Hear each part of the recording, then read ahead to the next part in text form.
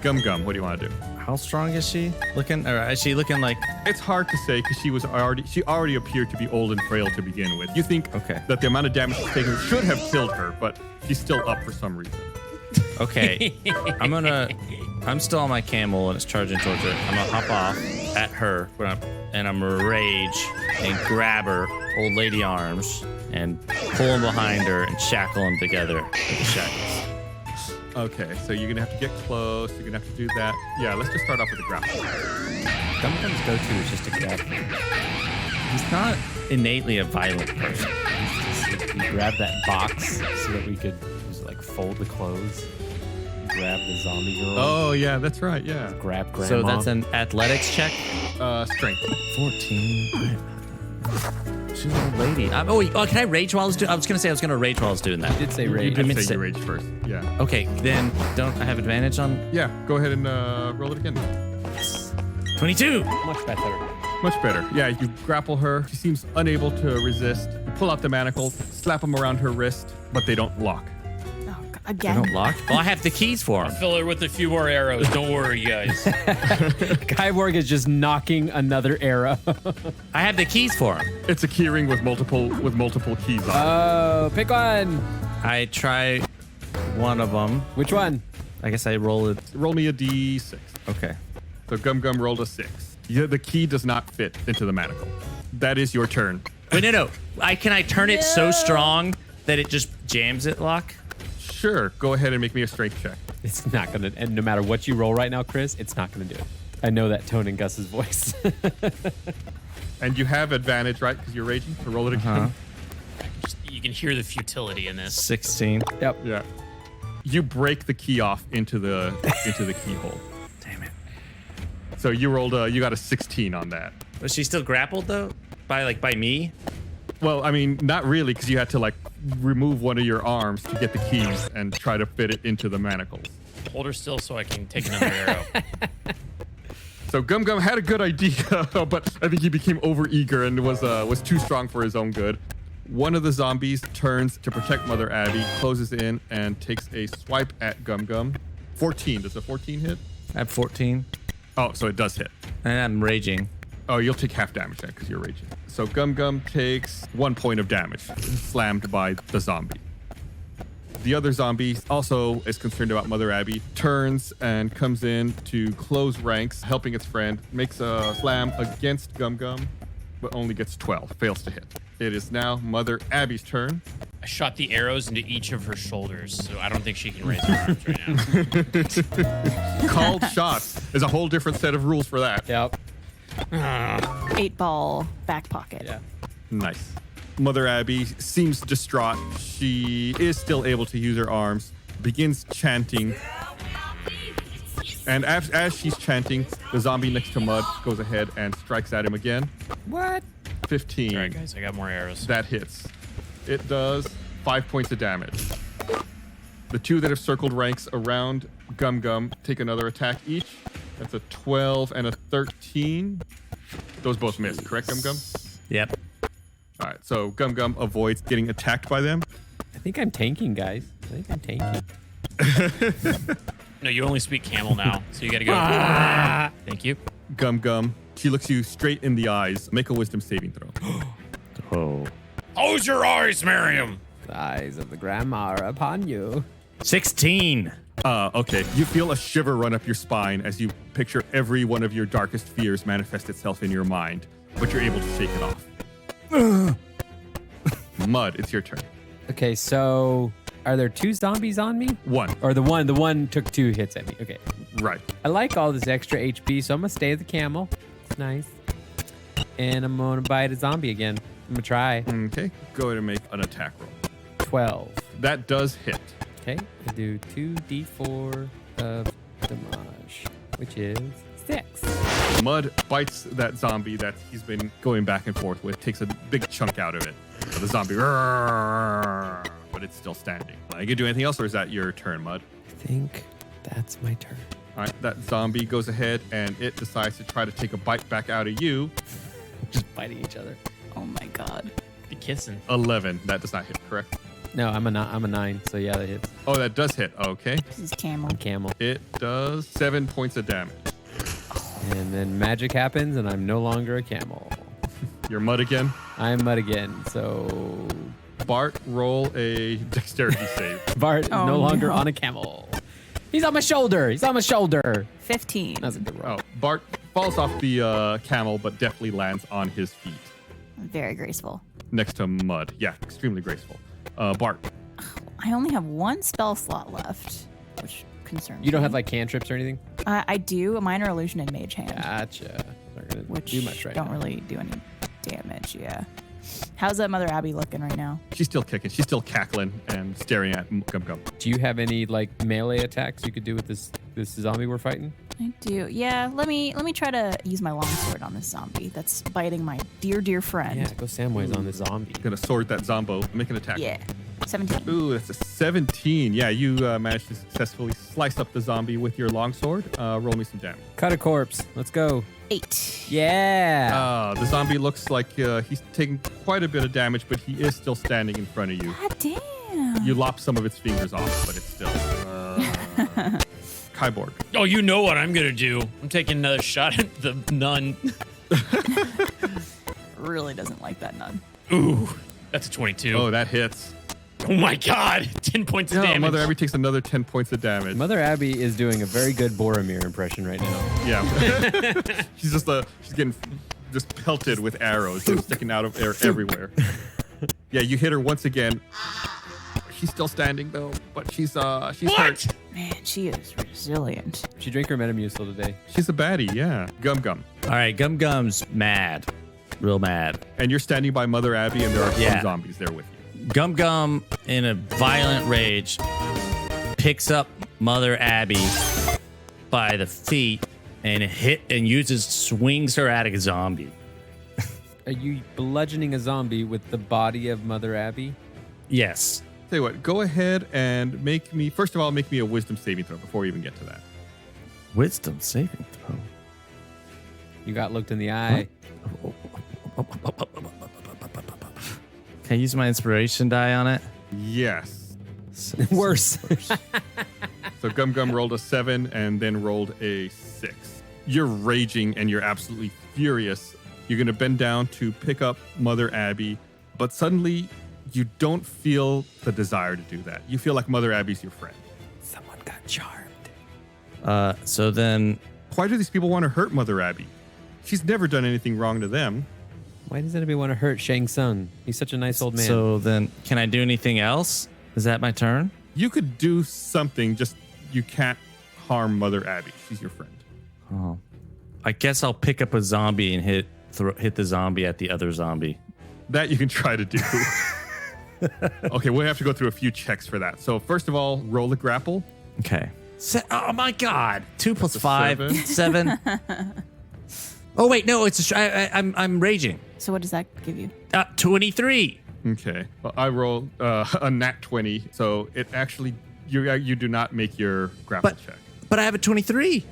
I know. I rolled a nat 20. That's before my modifiers. You're a zombie. You're a zombie, Ari. Damn it. Keep arguing with the dungeon master. It usually works out. I know. I was so excited when I remember I had rage. So what do I do? So yeah, you try to grapple with it, but like it keeps slapping your hands away. You try to grab it, and it's old, tattered clothes rip slippery. away. You just cannot get a solid grip on it. I like to imagine that this turn played out like this. I yell and scream, charging Mother Abby. I go up and give her a hug, then look around, and then go to a zombie, and then like swat at it. You guys are getting the slap fight. It's like you want him to show you his feet, but he's not letting you. That zombie, however, will say he tries to return the favor, not by grappling you, but by attacking you. He gets a 10. The other one also tries to attack you with a slam. Ooh, he does manage to connect. That's a 22. He does 4 points of damage to you. Okay. Kyborg, Mother Abby turns and looks at you and points at you with her left arm. And all of the zombies disengage with who they are currently attacking, and they all start shambling over towards you. What's the current situation where we're fighting? Are there any like what's the area in which we are fighting? You're at the chapel. There's a ring of 8 large stones in a circle with the ivory altar in the center, and you all are scattered around the altar attacking Is this Mother inside? Abby. You're outside. Is there any foliage? No, you're in a desert landscape. Are there any cactuses? You're not gonna hide behind a cactus. Back over by the give and take. How any rain, snow, mist, natural No, phenomena? it's a clear night. Okay. All right, so they're all closing in on you. They're not going to get to you yet until their next turn. Okay. However, Mother Abby points at you, and a bolt of magic leaps out from her finger in your direction. Oh, yeah, 21. That hits you. Make me a Constitution saving throw. Constitution saving throw. Here we go. Constipation. That's a 6. You feel really sick, and you take 10 points of damage. You feel like you've been poisoned. Well, Gus, I have advantage against being charmed, and magic can't put you to sleep. Okay, that's not. Okay, shoot. All right. Sorry, I thought I could be poisoned by magic. He wasn't even listening to you guys. I love No, how I got confident he was. poisoned. That's like America in a nutshell. Overconfidence about something you don't understand. Yeah. All right. Fine. Mud. Right. Well, Mud's back to being Mud. I can still get to that one Zombo, right? You have to move a bit to catch up to it because it started shambling away from you, but you could move up to it and still attack. Yeah, I'm gonna hit this guy with my great club. Okay, so Mud closes the distance with the zombies. He's not letting him get away. Nope. And you go ahead and you take an attack with your club. It's a 17. Ooh, 17. Yeah, you connect. Good Lord. And I'll do 8 Excellent. damage. Ooh, 8 points of damage.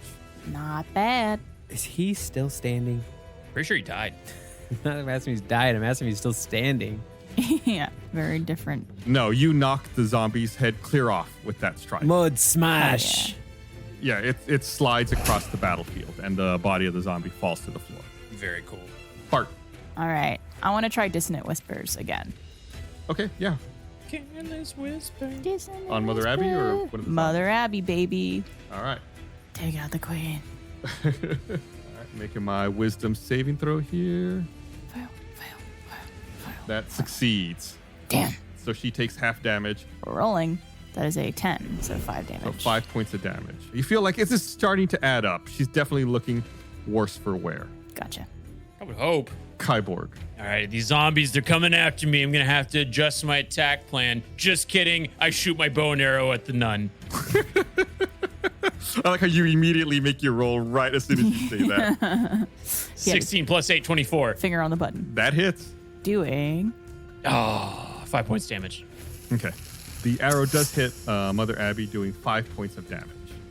Second win. Once per short rest, you can use a bonus action to regain 1d10 plus 2 HP. Oh. So rolling a d10. That's a 9 plus 2. That's 11 points. Do I get bonus or does it just max out? No, it just maxes out. I feel great. Better than ever. Convincing. Gum Gum, you're standing next to your friend Mother Abby. Okay. It's Mother Abby, and how far away are the zombies? They started shambling away from you. They're at this point 20 feet away. Okay, and then the altar that she's at, does it look like important in any way? Like, is it magical in any way? It's emitting green light and screams. The altar is? Yes. What's it made out of? Ivory. Ivory. Ivory's pretty breakable. If I run and charge it, I'm not attacking her. Yeah, go ahead. If you want to, you can charge the altar. Okay, I'm gonna charge the altar with my battle axe and just slice it at the weakest, thinnest point. Gum Gum charges at the altar, which is emanating this green light and screams, pulls out his battle axe, takes a big swing at it. Suddenly, a portal opens up behind Mother Abby. What?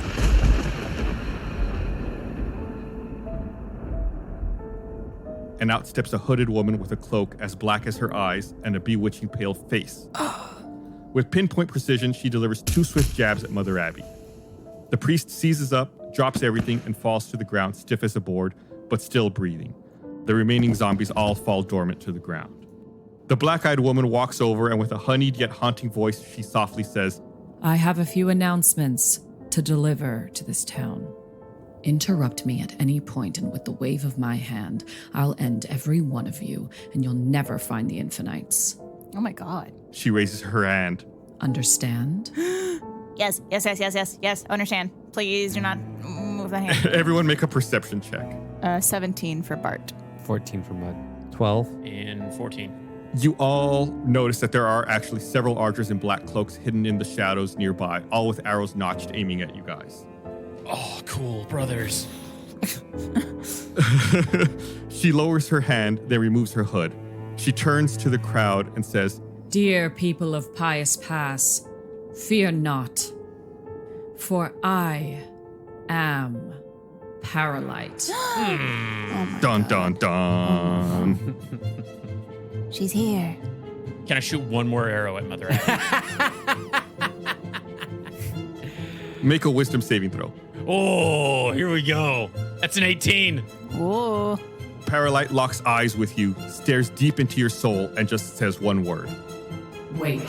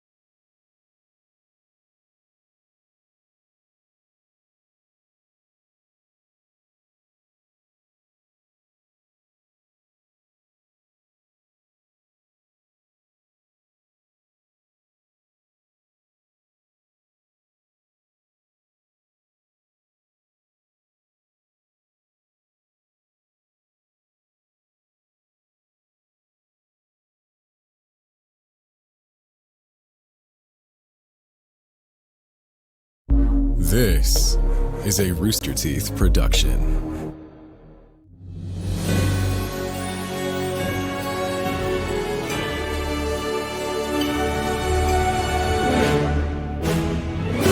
Howdy, hail, and hello, travelers. Welcome back to the Stinky Dragon. Today, our cocktail special is the Dry Elementini. It's a classic mixture of Fire Genasi gin and Vergmagmuth garnished with a phoenix feather. Whew, that hooch has some heat. Last time, our adventurers were on a mission to the Dust Bowl town of Pious Pass, trying to solve the mystery of the Crypt Curse, find a missing Mother Abbey and Sheriff Gov, and retrieve a pending package. Right when it seemed our heroes were on the cusp of solving this whodunit, a formidable foe interrupted their fight, the infamous Paralyte. Will the party live to tell the tale, or is this mission of theirs doomed to fail? Papa Squat, let's continue our tale.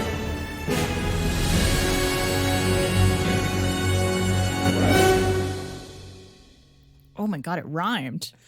I can hear my brother's writing in that. Like I can hear like Micah? even just like I don't think Gus would ever say like, "Ooh, that's some hot hooch." Like that's my brother right there. Papa Squat. Well, he wrote it, so Yeah. I would hope so. Papa Squad is what is my name during leg days. Like, today I'm Papa Squat. Papa. And Barbara's Mama Squat. Mama squat. Mama Squat. Mama deadlift. What's up? Chris's baby All right. squat. Yeah. The morning sun peeks over the rusty canyon walls of Pious Pass onto the monoliths of the chapel. Long shadows stretch across the town, concealing cloaked archers hiding just out of sight. Each of them with bows armed and aimed at the four of you. Paralyte stares at you with her bewitching pale face and deep black eyes. She leans in toward you, and in a haunting tone, she whispers for only you to hear. What'd you say? Sorry, I'm reading a note here. You're making So a don't leave dramatic me hanging like pause. that, guys. Come on. She's so quiet. She whispers in to say. It'll be edited. Keep it, please. Keep all this in. Dramatic pause. One more interruption without my permission, and I will bury everyone you hold dear. Nod, if you understand. Gum Gum is really scared because he does not understand, but he nods. Right. Yeah, at this point, there's like a crowd of townspeople. They're risen by all the noise and commotion. They're starting to gather around and see what's going on. Do you have a description of what Paralyte looks like? She's got black eyes. She has bewitching pale face and deep black eyes. Oh, okay, that's all we can tell from her. For now, yes. Okay. Kyborg, did you just roll? Yeah, I was rolling what is for that? nod. I was rolling for nod. As a It good was nod. it was a 15, so it was an okay nod. Pretty good nod. Okay. You definitely nod. Paralyte steps back toward the crowd. As I was saying, people of Pious Pass, you have nothing to fear, for I, Paralyte of the Everguards, have removed the threat against your town. I present to you the mastermind behind the plague you call the Crypt Curse. Paralyte reaches down and removes the milky white robes from a petrified Mother Abbey. The Pie Priests, shut up. There's so many peas. Paralyte picked her peckers and Pious peppers and Pass. peppers. Partridge in a pear tree. The Pie Priest's entire body instantly shapeshifts to reveal a female halfling with facial scars and an eye patch. Under his breath, you hear Sordo say, Oh no. Mossy. What? Kyborg and Gum Gum roll intelligence checks. Oh, well, we already know we're gonna pass that, right? Gum gum. Before we started today, I was talking with Micah about how intelligence is not the forte of this party. I think Bart has the highest intelligence with a 10. Yeah, and I did Yeah. not spend a lot of time putting any into that. I was like, I would rather be wise than intelligent. Yeah, Mud But now I regret prefers to favor wisdom as well. Oh, yeah, Bart did go to college. That's right. Yeah. Thank you, Micah. I prefer strength. That's where I put all my stuff. Well, Gum Gum, that's a 6 with my -3, so 3. 3. I had a 17. I got a good night's rest. I'd been studying the day before. Well, Gum Gum, the face of the halfling looks familiar to you, but you can't quite seem to put a face to the name. Kyborg, you remember seeing the halfling in Boulder Ray recently. You recall that this is none other than Marcy Burns, the Infinite cleric known as Aleve. She's famous for healing and saving countless lives with her enchanted goblet. Oh, the bust from the library? You're right! The bus from the Oh. library. Gus is so Yeah. proud. God. How'd you remember that? He rolled a 17. I'm shocked. Paralyte goes on. Behold, an Infinite, the one they call Eleve. But she is no hero nor a healer. She poisoned your townspeople by cursing your well's bucket. She then swooped in under disguise with miraculous healing and a fake deity so you'd never suspect her. But all of it was a lie. She was collecting the souls of your departed loved ones so she could use nefarious necromancy to raise her late husband from the dead. Whoa. The crowd begins chattering nervously. Me thinks This this is- be a bit deceptive. This is such a complex situation. I have no idea what's going on, but I also follow the chant. Whatever they're chanting, I'm chanting as well. You rolled a 17. You should be following along perfectly. Ah, Paralyte continues. But as I said, the threat is over, and you are safe once more. For I, Paralyte, promise that my Everguards and I will always be there to protect you from corrupt imposters like the Infinites. Perlite looks down her nose with contempt at Aleve, who lay sprawled in the sand. Wait, we did all the fighting. Excuse me, you'd be taking some of our credit for the fight here, my lady. I believe a camel rushed in at one point and did a lot of good work. Roll a wisdom saving throw, Mud. That is a 14. Perlite locks eyes with you, just says, Grovel. and you fall prone to the ground. That's a problem. The portal behind Perlite ripples, and a pale-skinned elf steps through, dressed in a black cloak, followed by a flying snake. He lowers his hood, revealing blue spiky hair, and a smug smile comes across his face. It's Brink Tussler. Brink Tussler! You son. He steps forward toward you and whispers, Don't mind me, you info-nobodies. I'm just here to collect this. He kneels beside Aleve and snatches her goblet. He stands up and turns to leave, and he winks at you as he disappears through the portal. Tussler out. Hee-hee-hoo. Can I take a shot? Yeah, if you want to, you could try to roll an attack roll. Oh no! I look at my team. I look at my team for confirmation. I need a 2 out of 3 vote from my team. I look at Mud first. Mud, shake your head, yes or no. He's Mud groveling. He cannot do anything right now. All right, then it's on you. It's on you, Gum and Bart. Huh? Gum has no idea. He's just, I guess. Okay, he's still that's a nodding. yes. He's still nodding from being afraid that Perlite's gonna kill him. Bart. Bart shakes his head no, but says yes. Perlite waves to the crowd, saying, Farewell, pious pass. and begins heading for the portal. She stops just short of it and turns to face the 4 of you and says, I'm sure we'll meet again. then vanishes through the portal as it closes. Bye. Can I take a shot as the portal? Right before the portal closes, I take a shot. Sure, you can try to take your shot. Okay, here we go. It's a 19. She got through the portal before you were able to get let go. Wow, wait, didn't I expect feel that. like I feel like Gus was ready to say that. Well, it was either that or he had to make a wisdom saving throw. Okay. Did the portal disappear? So did it just shoot? Like, did the arrow shoot past the portal and hit someone? I just killed someone in the crowd. A gerbil. Oh! Then there's another hamster.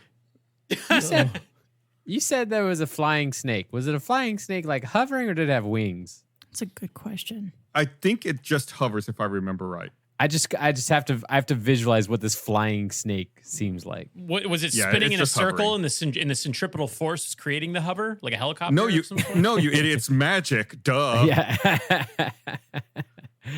All right. Am I still groveling, or does that like end with her going through the Yeah, portal? you can get up now. Okay, I get up. After a brief moment, Chick and the other townsfolk walk up to you guys. Chick says, "Don't you work for the Infinites? Did you know about all of this?" You hear some of the other townsfolk mumble in agreement with Chick. I mean, we recent hires, just interns, don't really know all the trappings and the workings of the Infinites. Yes. Listen, whoever forgot the term innocent until proven guilty, am I right, folks? Am I right? Go ahead, I guess Bart and Mud make persuasion checks. Oh, okay. You got it. 19. 21. Yeah. Both of you are able to easily placate the crowd. They become a little more subdued. They put their pitchforks down. That's good. Everyone has a pitchfork. Every single person in this town. Every single person. They're ready to form a mob at the drop of a hat. Yeah. Government issued pitchforks are a big part of fantasy villages. Mm-hmm. Do we still need to get the thing we supposed to come to this town to get? Or is that Yeehaw! From the other end of the town, you spot what looks to be a pie riding atop a galloping camel. Both are wearing sun spectacles and full-brimmed hats. A camel? She pulls on the reins and skids to a halt inches from you. Sand flies everywhere. Oh. The rider hops down and she turns to Chick and says, "Geez, allude, Chick, talk about a special delivery. Feels like you sent me to hell and back for that Dr. Flem, was it?" She snorts and chuckles to herself. "I'm just joking. Good grief. Listen up, will you? You folks are acting like you've seen a ghost or something. Anyway, it wasn't easy making it way through the flats of Tabul, but I got the goods." She pulls out a leather wineskin off the camel's back, and sure enough, looks to be about the size of a bread box. Chick says, Actually, Kara, Dr. sent these folks to collect it. Oh, perfect. Here you go, folks. She holds out the wineskin towards you. Who has the money? Bart takes it. Yeah. Bart takes it. Bart has the grabs it. money too, right? I'm imagining Gum Gum reaching out ever so slowly. Bart takes it.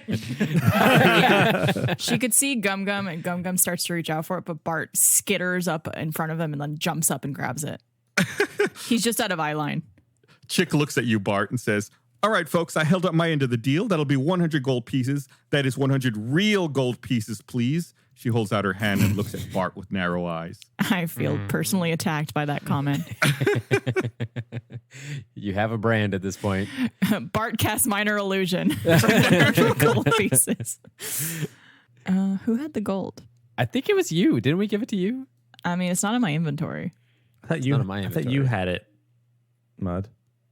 Do I have it? Oh, I might have it. I'm pretty sure Mud has it. Yeah, nobody has it in their inventory. Nobody added it. We forgot it back at home. Hold on. No, Mud throws the bag of gold at this pie. Who I Like don't you know wind their up and name. throw it like a baseball? And it's an underhand throw.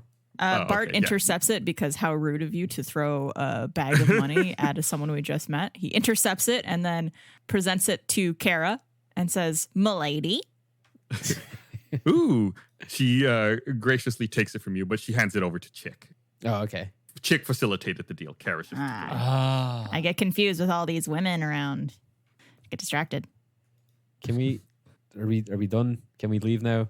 Chick says, oh, and about the money for the rescue mission. Well, it's all a bit muddy now, isn't it? If you'll excuse the expression, she tips her hat to you, Mud. Don't excuse that expression. You need to change your words. Get your name out of my mouth. But we did take her out of the jail. On the one hand, I guess you did actually find Mother Abby and Sheriff Gov. But on the other hand, it turns out the sheriff was right all along, and Mother Abby really was the culprit behind the crypt curse.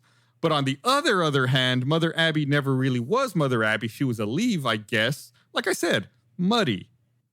How many hands do you have? Nah, it's not muddy. You asked us to do something. You hired us to do a job. We did the job. It's not our job to figure out if the sheriff was good or bad.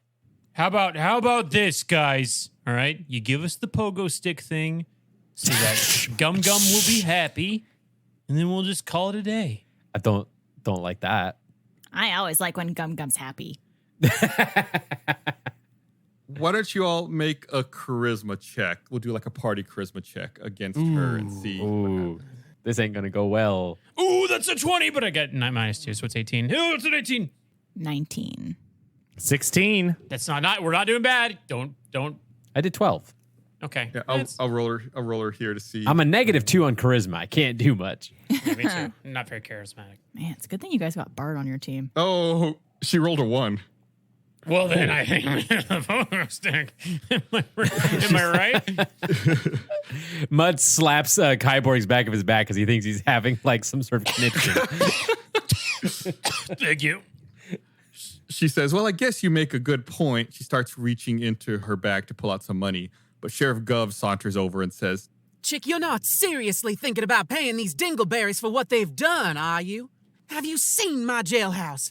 Not to mention the state of your shop. Chick says, wait, what happened to my shop? She takes off running towards the give and take.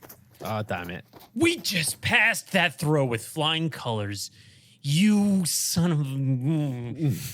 Give this man his pogo stick. Sheriff Gov addresses you and says, Listen, folks, I wouldn't count on getting paid for the shenanigans you pulled last night. I appreciate you trying to help, but I think it's for the best if you leave soon and take Mother Eleve with you, or whoever that is, especially since we don't have a functioning jailhouse at the moment. Oh, right. she raises an eyebrow at you for a moment, then makes her way back towards the jailhouse. I mean, we were supposed to come and get something, but to bring back an infinite, that's pretty good. 100 gold for an infinite, right? Well, you got the thing. Bart has the thing you came to get. Sure do. Oh, we have that too. Oh, we Yeah. just didn't get paid for being idiots. Mission accomplished, right? You all No. did everything with flying colors. There's a bonus mission for Gum Gum's pogo stick. Where did the pogo stick end up at the end of your guys' like? I remember. Where Do is you it? guys remember where it ended up? Well, I don't. My character doesn't know, but I do Is remember. it on the roof? It's in the roof. Bart remembers. Okay, how about I go? I grab the pogo stick and then we'll jet. It's on the roof of the jailhouse. Okay. Problem? No. Yes. He answers before Gus can.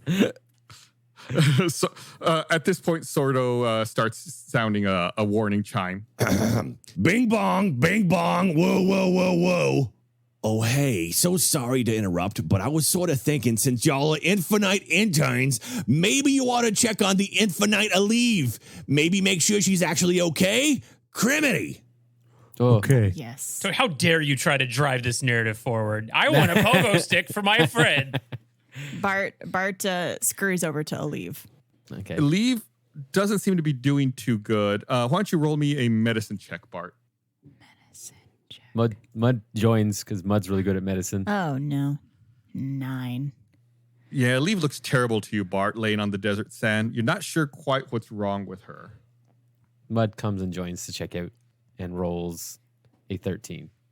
She looks like she might be fully paralyzed, though still breathing, but only just. Oh, You got any magic? I don't have any healing spells anymore. Right. Yeah, me neither. I was hoping to save a spell slot. Sordo chimes in again and says, Whoa, whoa, whoa. Hold on there, Dewdrop. We don't know what kind of magic Paralyte did to Aleve here. It would probably be best if I contact Dr. Ahim and let him know what's going on. Why don't y'all head over to the Little Pecker for some rest and try to keep your noses out of trouble while I figure out what we should do next? Okay. That sounds great. Love it. Do you want me to pick her up? Yeah, sure, Gum Gum. Just don't drop her. I gotta get a hold of Dr. Ahim. Okay. I pick her up. I feel like I just need to scout out the town one more time. Maybe saunter over to the jailhouse just to see how things are. the jailhouse is pretty close to the Little Pecker. If you remember, it's like right next to it. Okay. All right. I only need a short rest, so... The Little Pecker's between where you are and the jailhouse. The jailhouse is on the other side of Little Pecker from where you are, but it's pretty close there. Okay. I'd like to go on a side mission for that pogo stick for my dear friend Gum Gum. Gum Gum has not asked for this once, by the way. I want the just wanna point pogo that out. stick. Okay, there we go. I feel like Kyborg's just kind of pushed his agenda along. So you all make your way to Little Pecker at this point with Gum Gum carrying a leave. Sure. And from what I understand, it sounds like once there, Kyborg wants to take a short rest and then scout out the roof of the jail for the jump and jav. Correctamundo. Okay. Well, you all arrive back at the Little Pecker, and it's mostly empty at this point. Ludi's standing behind the bar, looks at you all as you walk in and gets back to work polishing a glass. Are you all going to head up to your rooms? What was the rooming situation? I don't remember. Some of you were sharing a room. Gum Gum and Bart were sharing a room, Right. and then everyone else had their own.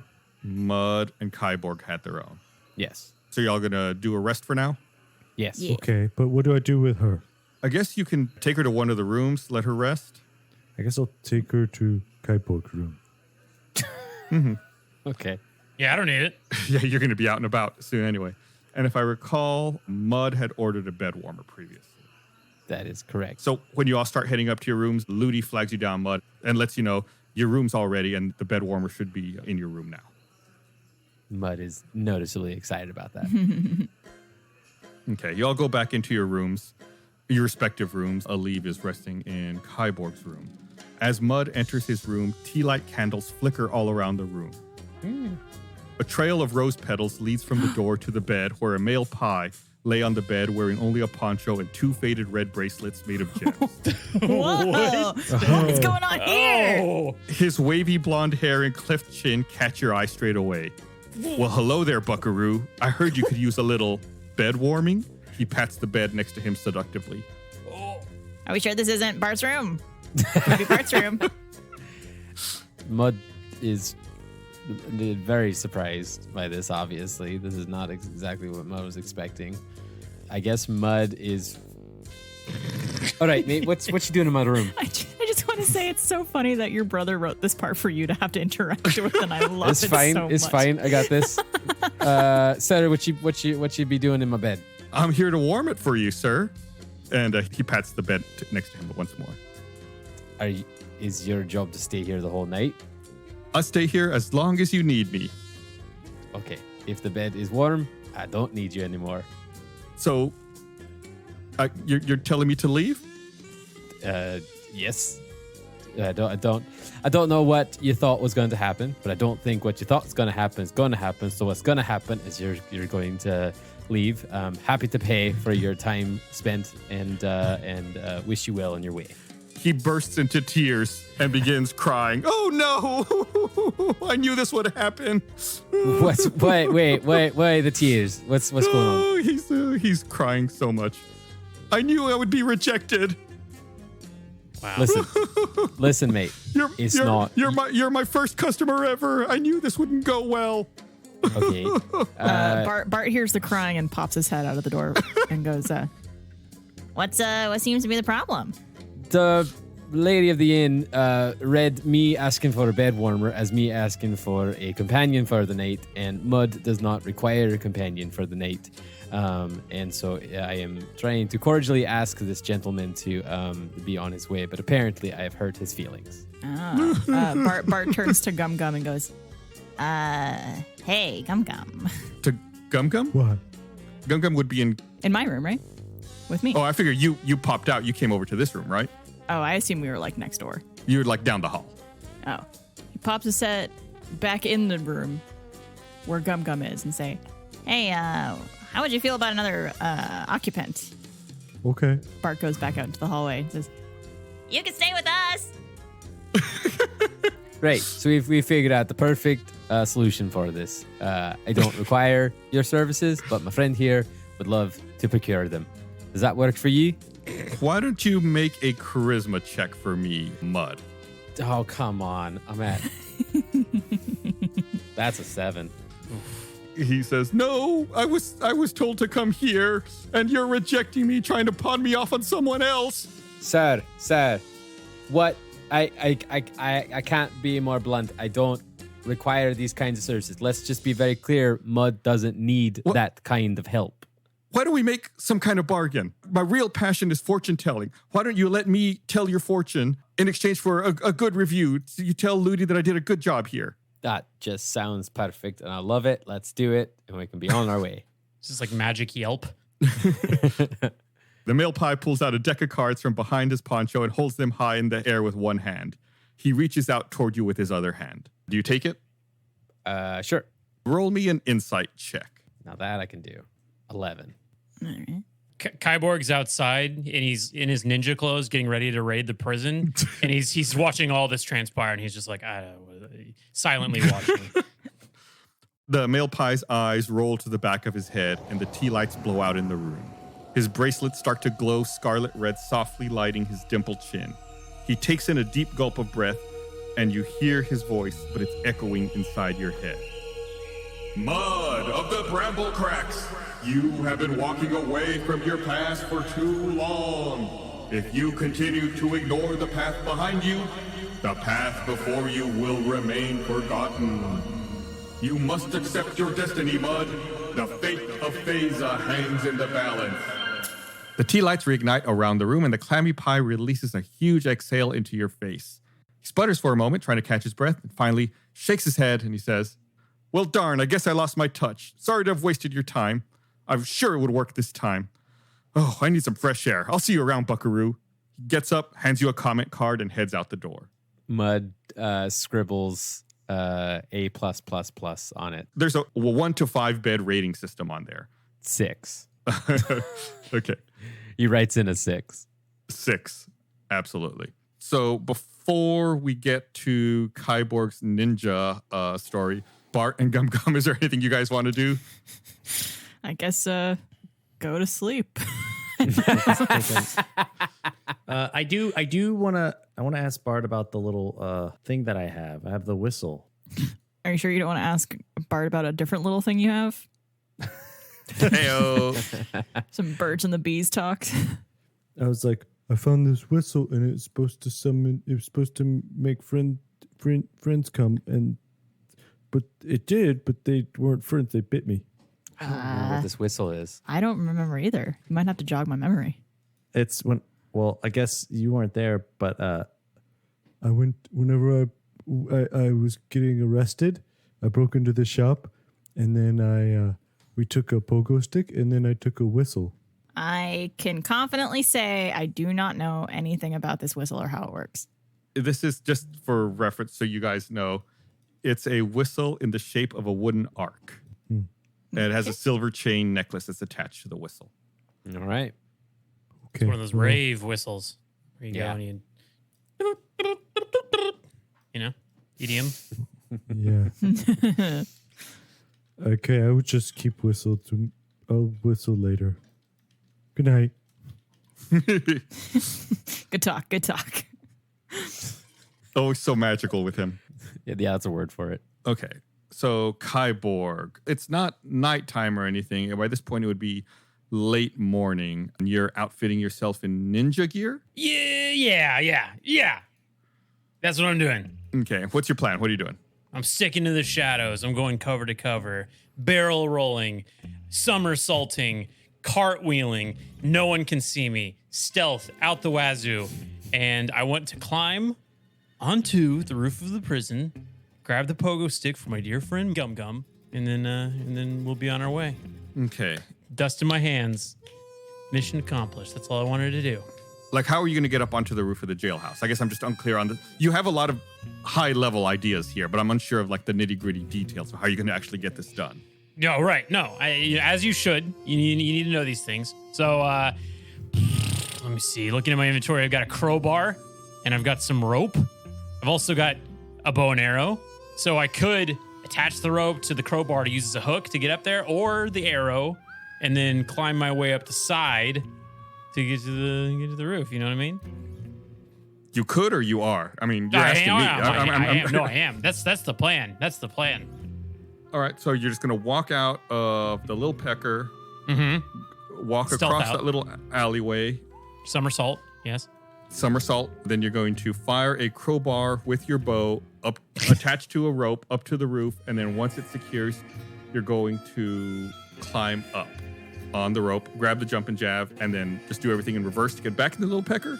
Yeah, let's say that I attach the rope to an arrow, shoot the arrow up there, climb the rope arrow up, grab it, and then lower myself down with that same rope, and then Please Calls tell a me day. at what point, Gus, is this going to go wrong?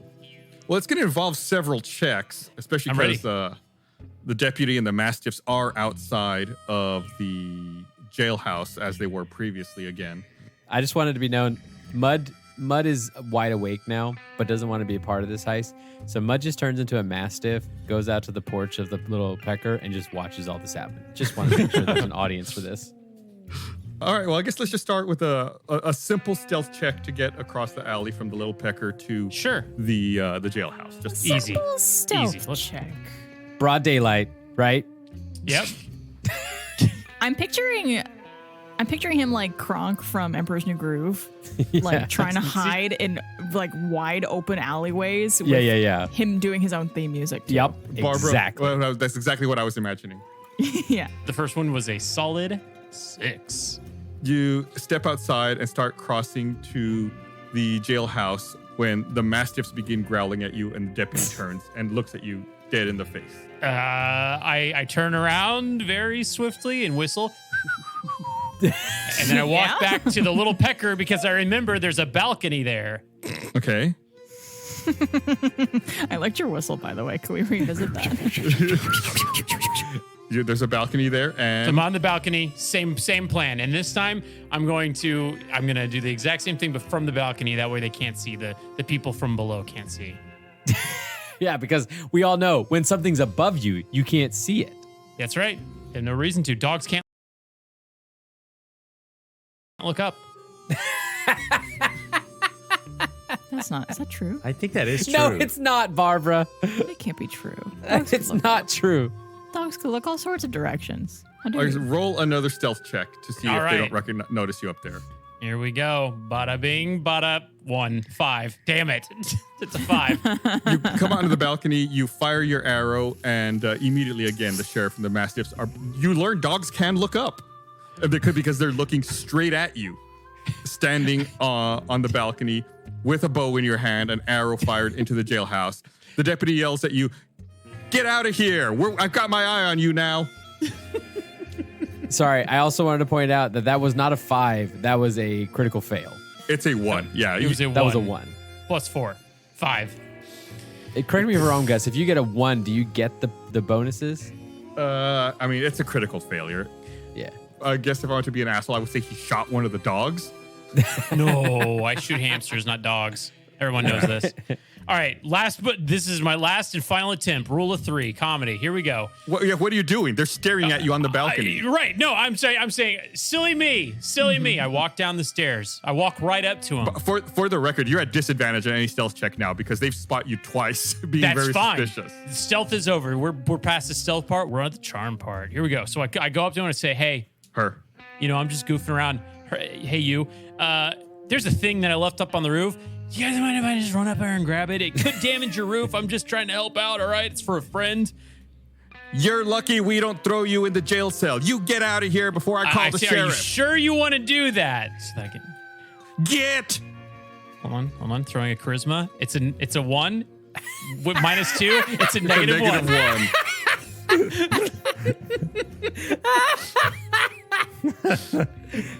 What have you rolled? I think you've rolled a 2, a 1, and a 1. So get the In bad your- rolls out. Get the your bad rolls Dice out. do not want this to happen, and I'm here for it. Okay. I'm okay with it. I walk back to the little pecker. I gotta admit, I hated this from the start. I thought this was the dumbest waste of our time for this podcast. We only have so much time to record. I love it. I love it now that it went this wrong so many times. Fantastic. Ending on a -1. Yeah. Chef's kiss good. In chat, Micah's over here saying, hey, just FYI, we don't have a lot of time for this side quest. I was like, we'll see where this goes. Someone in this group taking a really long time for something that's not important. Us? Well, I would say that doesn't Gum sound Gum right. is important, Barbara. That's what I feel. When we wake up, can I ask Bart to use Mage Hand to go get the spear? Oh my God. I think it would be out of range. And I'm not trying to be a dick because the way it flew at the end, it would be on the opposite end of the roof from where you were. And the roof's pretty big. Like, I think you would have to be on the jailhouse roof. It's to be fine. within I range gave of up that. on it. I gave up on it. Gum Gum, I think we got to get up on it, man. Okay. You all go ahead and relax in the little pecker, and you all take your long rest. So make sure you denote long rest on your character sheets and get back whatever you're supposed to get back for that. Confirm. After some time, you hear Beep boop. Beep beep boop. Alarm honk honk. Come on, you beardless bozos. It's time to wake up. We got to get back to Boulder Ray. Like now. Bart hits snooze. Ow! Watch it, Pipsqueak. We weren't in such a hurry. See you in 9 minutes. Why is it night? All right. We got to go. Quit wasting time and get downstairs. We got to get a leave back to Dr. Ahim. All right. Is Gum Gum going to carry a leave the whole time? If only I had a stick that would bounce. Quick question. Are the other Infinites named like Tylenol and Advil? No, they are not. We're going to save preparation H next. My doll. Where are you at? That's just your name. That's Mud. Poop. All right. Everyone gathers up. I assume y'all Yes. follow Sordo and head out Mud from the does. little pecker. Yeah. Once again, you feel the stifling heat of a high noon sun. Somehow, the red canyon walls seem a bit higher as they tower over you. The townsfolk are in huddles along the main road, whispering to each other and casting sideways glances at you. Sheriff Gov and Chick are standing by the water well, each with their arms crossed. I do the queen wave at everyone, like royalty. Chick steps forward abrasively. Where'd you hide it, you hooligans? I saw you eyeing my merchandise. All 3 of my glass display cases have been smashed and emptied out, and you folks were the last ones in my store, so where are my goods? What's on the roof? You admit it? You took No. my stuff and you stashed it? On what I don't roof? know why I know, but it's on the roof. What roof? The roof I love that of, Gum Gum would just immediately, no. of the jail. Chick, I guess, is very confused and starts walking off in a huff in the direction of the jail. Right, bye. Sheriff Gov says, Don't worry, folks. I'm conducting a thorough investigation straight away into these last few days of mayhem. Oh, and if I have more questions, well, I know exactly where to find you. Okay. I've got my eye on you. Now get. Bye. suddenly a portal of murky waves appears in the alleyway behind Sheriff Gov. sort of starts floating toward it, saying, That's our cue, you numbskulls. Come on, let's get a move on. We don't have all day. For reals this time. Mud hastily goes through. He is so over this town. as you all pass by, under his breath, Sordo says, Well, you didn't disappoint on your first mission, you gold-grubbing jailbirds. You managed to piss off nearly everyone in town while taking their money. Unbelievable. I don't know whether I should be embarrassed or impressed. Well, we did a good fight. Bart looks Sordo right in the eyes and says, "You talk to your mother with that mouth?" Now, hold on. Don't you bring my ma into this. Anyway, she's been gone for some time. Is her name Alexa? In all seriousness, though, you interns were dealt a rotten hand, and you did the best you could in a tough situation. And let's not forget, you came out of this mess with all four of you still alive, Dr. Him's package in hand, and you found one of the Infinites. Not too shabby, if you ask me. Damn right. Okay, thank you. Okay. Let's get out of here before the waterworks start happening. He floats through the portal. I follow. We follow. Me too. Oh, I somersault in. Yeah. Whee. Of course. Make what do we say that is? Athletics check? Ooh, that's a 26. Where the hell was that earlier? He rolls a 20. He rolls a 20 when he's doing a somersault. It doesn't matter at all. Very on brand for Kyborg, I think. So good. I like that the previous rolls I see here are Kyborg 6, Kyborg 5, Kyborg -1, Kyborg 26. Guess which one didn't matter? So good.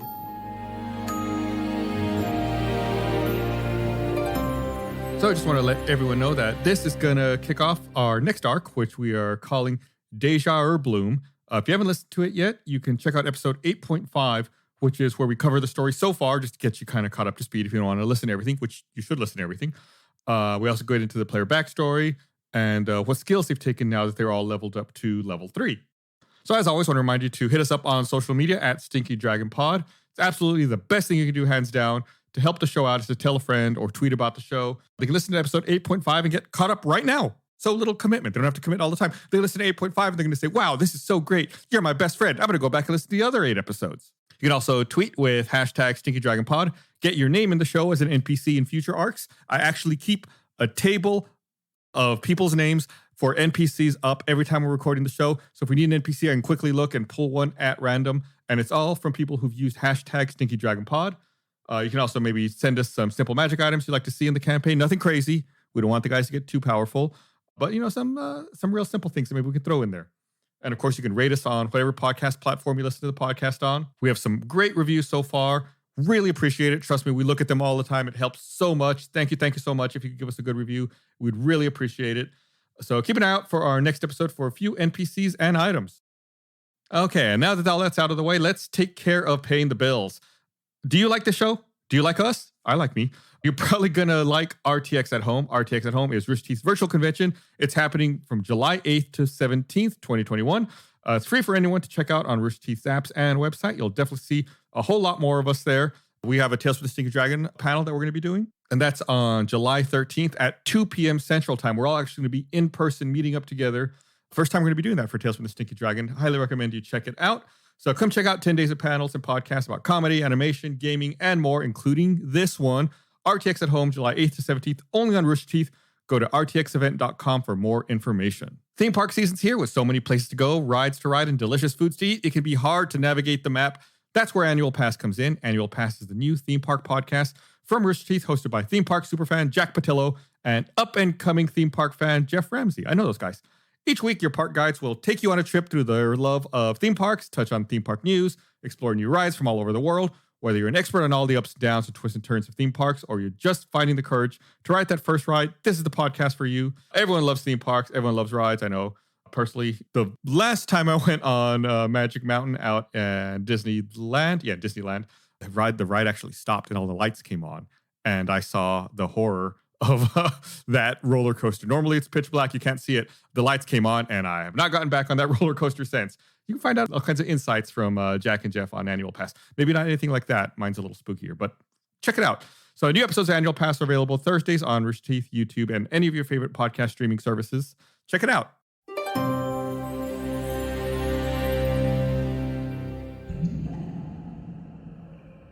The moist, cool air of the immersed gateway is soothing to your parched skin. You step into the dim, circular stone room and see Dr. sitting in his wheelie chair with a nervous look. Atten and Dant are waiting nearby holding a gurney. Doctor rolls over to Aleve and inspects her, mumbling to himself and focusing. This episode is brought to you by Mark Levinson, the premier luxury audio brand. In the same way podcasts bring you detailed stories and fresh listening experiences, Mark Levinson delivers a level of audio quality so remarkable it reveals nuances in your music you would never be able to discover otherwise. Mark Levinson. Hear it here, only here. Click or tap the banner below to find out more. This episode is brought to you by ExxonMobil. ExxonMobil is working to develop lower emission fuels, renewable diesel made from plants, biofuels made from wood waste, and e-fuel made with hydrogen and captured CO2. Fuels like these could one day lower emissions from trucks, cars, even airplanes by up to 85%. It's just one of the ways ExxonMobil is advancing climate solutions. Learn more at exxonmobil.com/fuels. This episode is brought to you by Amazon. Back-to-school shopping can be stressful, and it costs a lot to keep up with everything your kid wants and needs. Or it would, if you weren't shopping at Amazon. From backpacks and notebooks to stylish new outfits, Amazon has everything your kid needs to conquer the classroom, with prices that don't conquer your wallet. Amazon. Spend less. Smile more. His jeweler's magnifying loupe. Finally, he leans back and says, "This is no doubt the work of Paralyte. I too have suffered from her petrifying touch." He rubs his knees. "But this is much worse." Can you save her, Doctor? Paralyte's power is clearly increasing, but that's for another day. We have precious little time to help Marcy before the symptoms have a permanent effect on her. Aleve starts wheezing uncontrollably. "Oh dear, there's no time to lose. Where is Marcy's goblet?" There's a problem with that. It's not exactly here. So, Paralyte, if you remember her, she might have taken it. Wait, Paralyte has the... never mind, no time. We do this the old-fashioned way. I need two of you to go to the edge of the Elder Pines. That's the forest due southwest of us. You need to find 2 medicinal plants, breezeberries and hush thistles. Just 2 of us? What is the other mission? The other 2 of you need to find Marcy's inbreather at the local temple. I love plants. Inbreathers? Like an inhaler? What? Mud volunteers to go get the plants. I'll go get the plants as well with Mud. Yeah. Okay. Bye. Team Bud. Yeah. Team Bud. Inbreather sounds easier, so I'm going to do that. Gum Gum. Listen, it makes sense. Team Bud, gonna go get some plants. Get some of that breezeberry. We got Kyborg and Gum Gum. Team Cum Cum.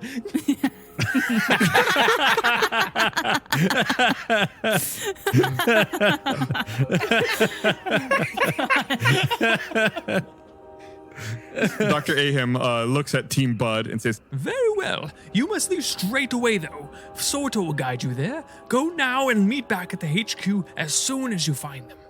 You got it. Mud turns into a dog. Cool.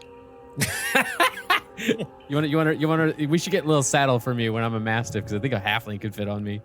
Yeah, I am heavy though. So yeah, we did that's find right. out We Bart figured out is you pretty were heavy. You're so heavy. I'm very dense. Bart and Mud head out, Mud in mastiff form. After they leave, Dr. turns to talk to Kyborg and Gum Gum. Says, "Like I said, you two have your own mission. You need to find Marcy's inbreather. It's a device I fashioned for her some time ago that produces aromatic puffs from the aforementioned medicinal plants. She needs this device to steady her breathing." Okay. And it's in a temple? "Yes, Gum Gum. Don't worry. There are signposts on the road that will lead you there." Whose fist is it the size of? Because we have 2 very different sizes of fists. "Well, I suppose somewhere between the 2 of them." Wait. And then Gum Gum holds up his 2 fists and he's like, "But they look the same."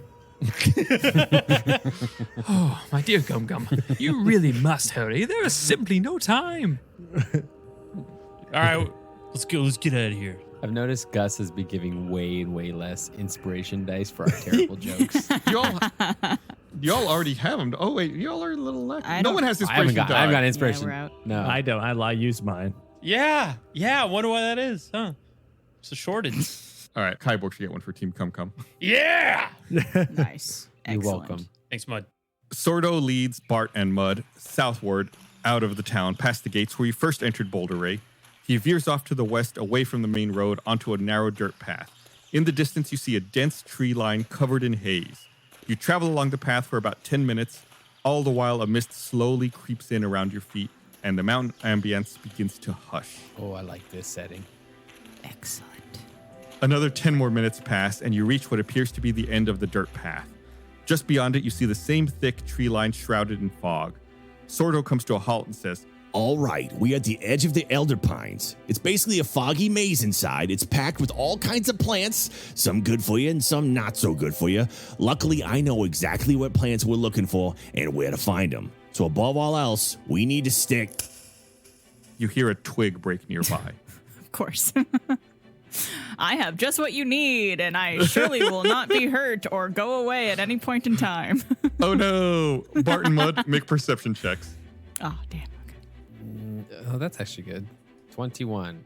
I got a 13.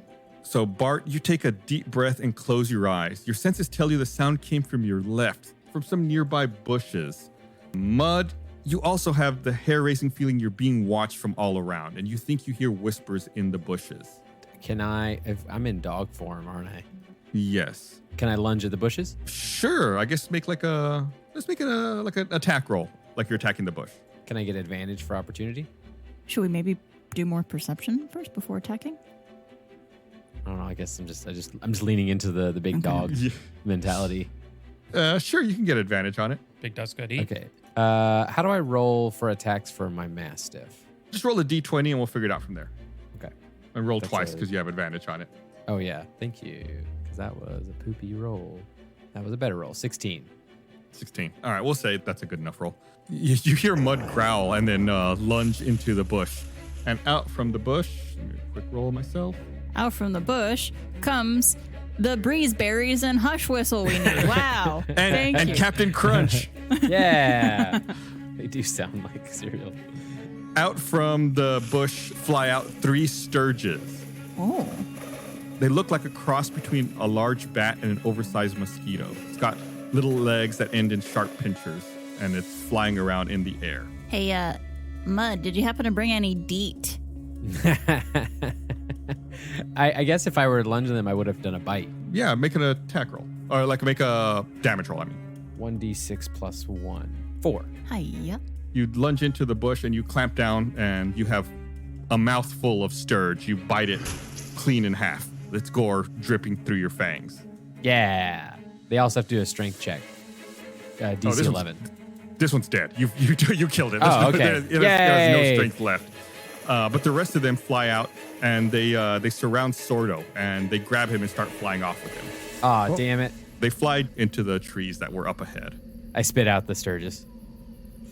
It was one. You had one sturge in your mouth. Yeah. Who could have predicted this happening? Don't worry. We know exactly what we're looking for. Yeah, you've got a druid with you. Surely this can't be that hard. Right. All right. Okay. Yep. I'm a very good druid too. Excellent. I definitely have stuff in the right slots to have. What do I need? I don't. Nope. I'm -1 on nature. I'm a terrible druid. I like animals. I don't like flora. So are we still focused on finding these plants or saving Sordo at this point? Sordo's fine. Bart, what did we need to find? Do you remember the name of these plants? I'm pretty sure it was breeze berries, and I think it was hush whistle. He says Yeah. trepidatiously. Thistle. Hush thistle. Hush thistle. Right. Hush. I'm going to update my notes. Hush. Do we want to just go in and try our best? I mean, sure. No time like the present. All right. I turn back into a druid because I think I need to have like all of my other abilities ready to deal with this forest. If you both want to make a survival check for me. Okay. Excellent. 18. 23. Ooh. You both do notice a trail of sturge droppings and scattered leaves leading into the tree line. And since you both were successful, can you both roll me nature checks? You got it. That's a 14. I got a 20. You also notice a pile of seeds, like pits from a fruit, and a broken stick in the bushes to the left of the path where the sturges were hiding. And the pits smell sweet, like from berries. Oh. Okay. All right, so y'all gonna head on into the tree line? Yeah, nothing bad will happen. Absolutely. Okay. I smack Bart's butt as we walk into the forest. Give him a little guidance. So you guys head into the tree line. You make your way through the edge of the forest, and the elder pine trees are thicker than you first realized. Some trunks are wider than a wagon, with roots as thick as pythons sprawling as far as the eye can see, which, isn't very far due to the fog blanketing the forest. As you amble through the hazy trees, you eventually come upon what looks to be a small clearing and perhaps a trail. Well, I think we probably need to follow the poo, right? Well, from where you are, you do lose track of it at this point, but it looks like you have a couple of different options where you could head. You can either go left over some fern-like plants, go straight, try to navigate through some thick trees, or try to go to the right, where it looks like there was some teal glowing fungi. Mud, I feel inspired by our good friend Kyborg, may he rest in peace. Huh? He always goes left. So I think we should not go left. All right, I like that. As I'm glad we went that direction. Should we go? I like mushrooms. Should we go look at the fungi? Let's do it. Right. Right it is. The right is the right direction. Like I said, there's some glowing fungus here nearby. It doesn't look like anything you've ever seen in the past. It's along the trail that you're following here in this direction. Both of you make a stealth check. 11. I got a 26. Ooh. Bart's very stealthy. Yeah, pretty good. There's a lot of twigs and rocks strewn across the path, but you both managed to keep pretty quiet while you're going through. Do you want to stop and take a look at the fungi, or do you want to continue on your way? Could we check it out? Should we check it out? Right? Yeah. What's his name? This fun guy. This fun guy. What's His name is Gus. Fun Gus. Oh, Fungus. That's a good one. Apparently not inspiration die good. No, not that good. I've been hearing that one for 40 years. Quick side note question: if I have in my defenses it says poison, does that mean I'm like more resistant to poison? I believe you are resistant to poison as a halfling. I'll double check the exact. I have a friend who's a halfling, so I'm also resistant to poison. You have advantage on saving throws against poison, and you have resistance against poison damage. Okay, cool. I imagine that might come in handy right here. What is... Okay, this might actually come into play. I have an ability called Speech of Beast and Leaf. And it says I can communicate with, but not understand, beasts and plants, and have a charisma check to influence them. Ooh. Have advantage on charisma checks. What does that mean? Well, it just means you can talk to beasts and plants, and they can understand you, and you can try to influence them, but they can't communicate back with you. Like they can't talk back to you. How does that work with a plant? I guess maybe if it's like a living plant. Yeah.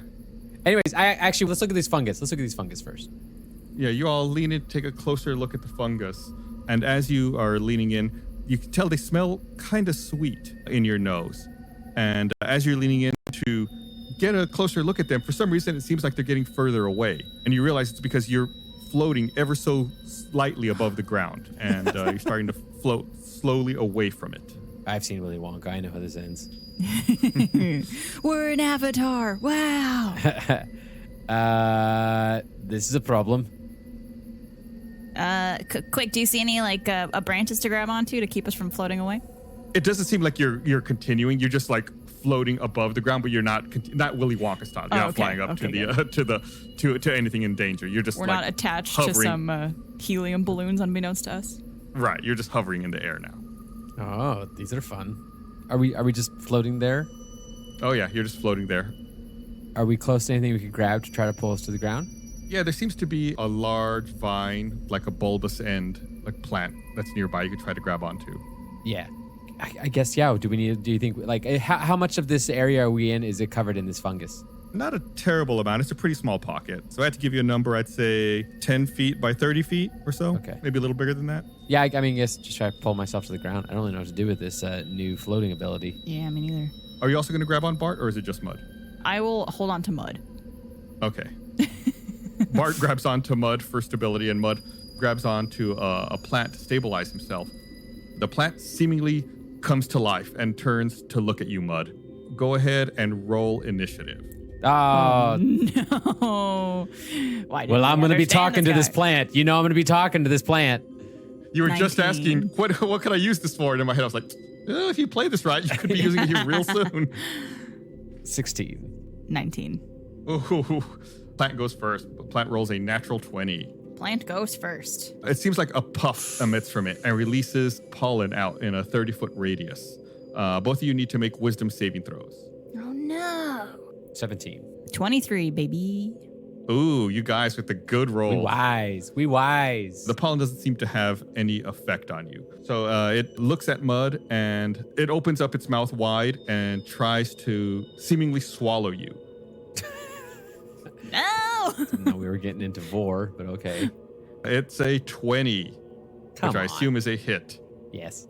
All right, it engulfs you and you're trapped inside of its leafy jaws. You're blinded and restrained.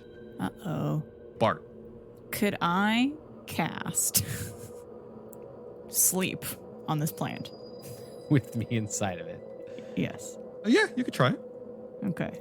Cast. Bart, the spellcaster. So you roll 5d8 to see how many hit points it can affect. Oh, be high enough. 26 total. Okay, so you pick a point and then you can affect 26 hit points of creatures in the range in ascending order from their current hit points. So Mud, how many hit points do you have? 29. 29. So you're in the same circle as the plant is. So I assume Bart would try to position it in a way where it gets the plant and you, but not Bart. Yes. Correct. Okay, so yeah, the plant has less hit points, so it falls unconscious. Okay. And you did not roll enough hit points to get Mud as well, so you lucked out. Even though it's an aerial effect, you only got enough hit points to get the plant and not Mud. Excellent. So the plant falls to the ground with Mud still inside of it, asleep. Okay. Bart runs over to the plant and I guess pries its mouth open. You still floating? Am I? Yeah, you're still floating you got a little bit left on your floating. You could try to swim through the air and get over there. Yeah. Bart kicks his little legs and tries to get over to the plant where Mud has been eaten. Yeah, it's a little difficult, but you managed to make your way over there.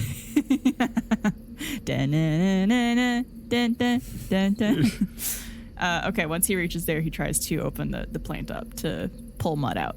Let's say, yeah, you're able to open it up. It's not resisting since it's asleep. You open up its mouth and you see Mud inside. Okay. Mud, can you hear me? Yes, get me out of this. It's me, your friend Bart, remember? Yes. From a minute yes. ago. Yes, I remember you. I've only been in the plant for about a second. Okay, Bart reaches his tiny little halfling hand inside. Grab my hand, grab my strong hand. I feel like if I pull, I'm going to pull you into this plant.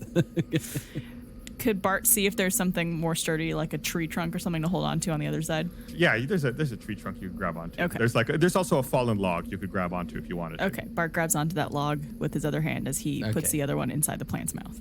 I grab Bart's hand and pull. You managed to successfully pull yourself out and away from the carnivorous plant. I feel like we should just let sleeping plants lie and just GTFO out of this terrible mushroom hell. I've never heard a better idea in my whole life. Okay. Well, your two options, you can go back in the direction you came, or you continue heading north away from this area. Oh man. Wait, what? So we could go back where we came from, where we had the three options, left, right, or center. Or pass by. Or keep going. Yeah, correct. Keep going and head north. You want to keep going? I mean, yeah. I Okay. imagine maybe the paths all like line up at some point. So All right, let's swim our way through this area and get past this suddenly Maybe Seymour reject. maybe we're past the worst of it. You begin swimming and gravity starts affecting you more normally again, and you guys are again walking. You're back on the ground. I love ground. Whatever was affecting you no longer has the hold over you. Always been a big fan of dirt. Yeah.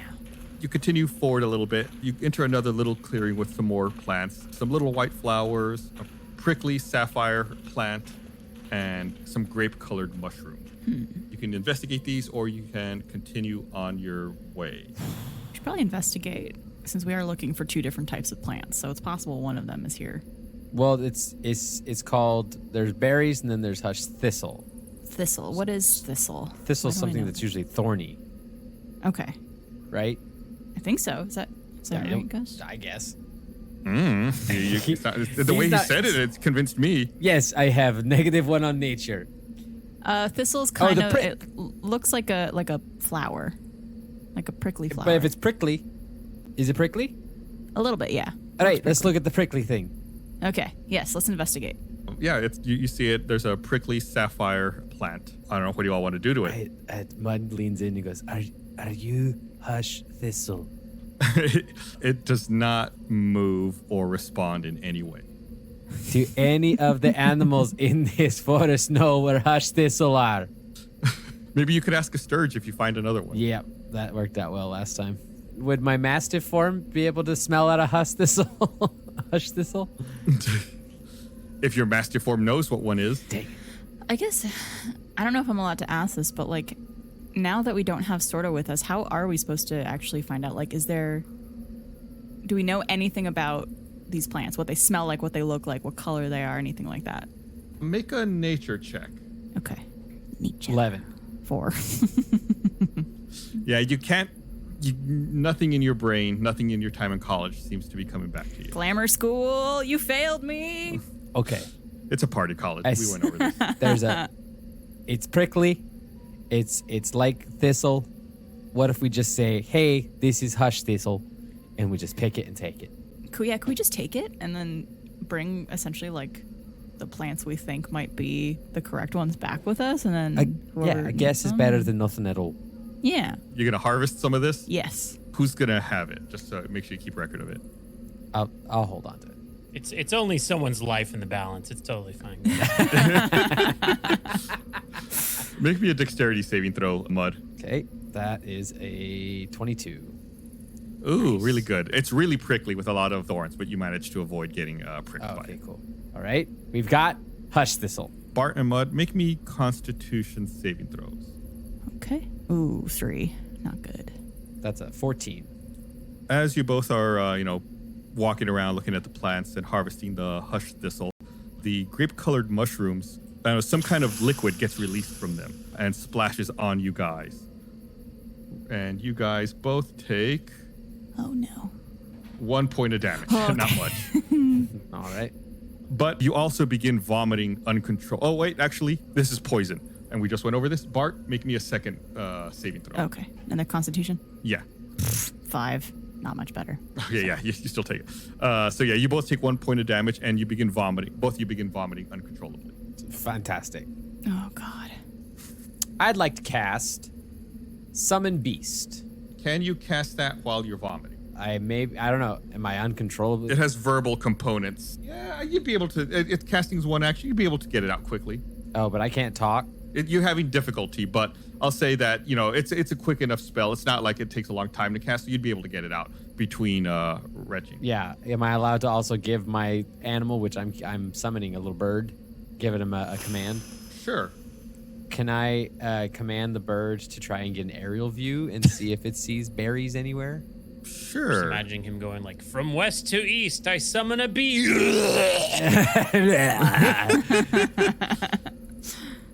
I should have used my mage hand to pick it.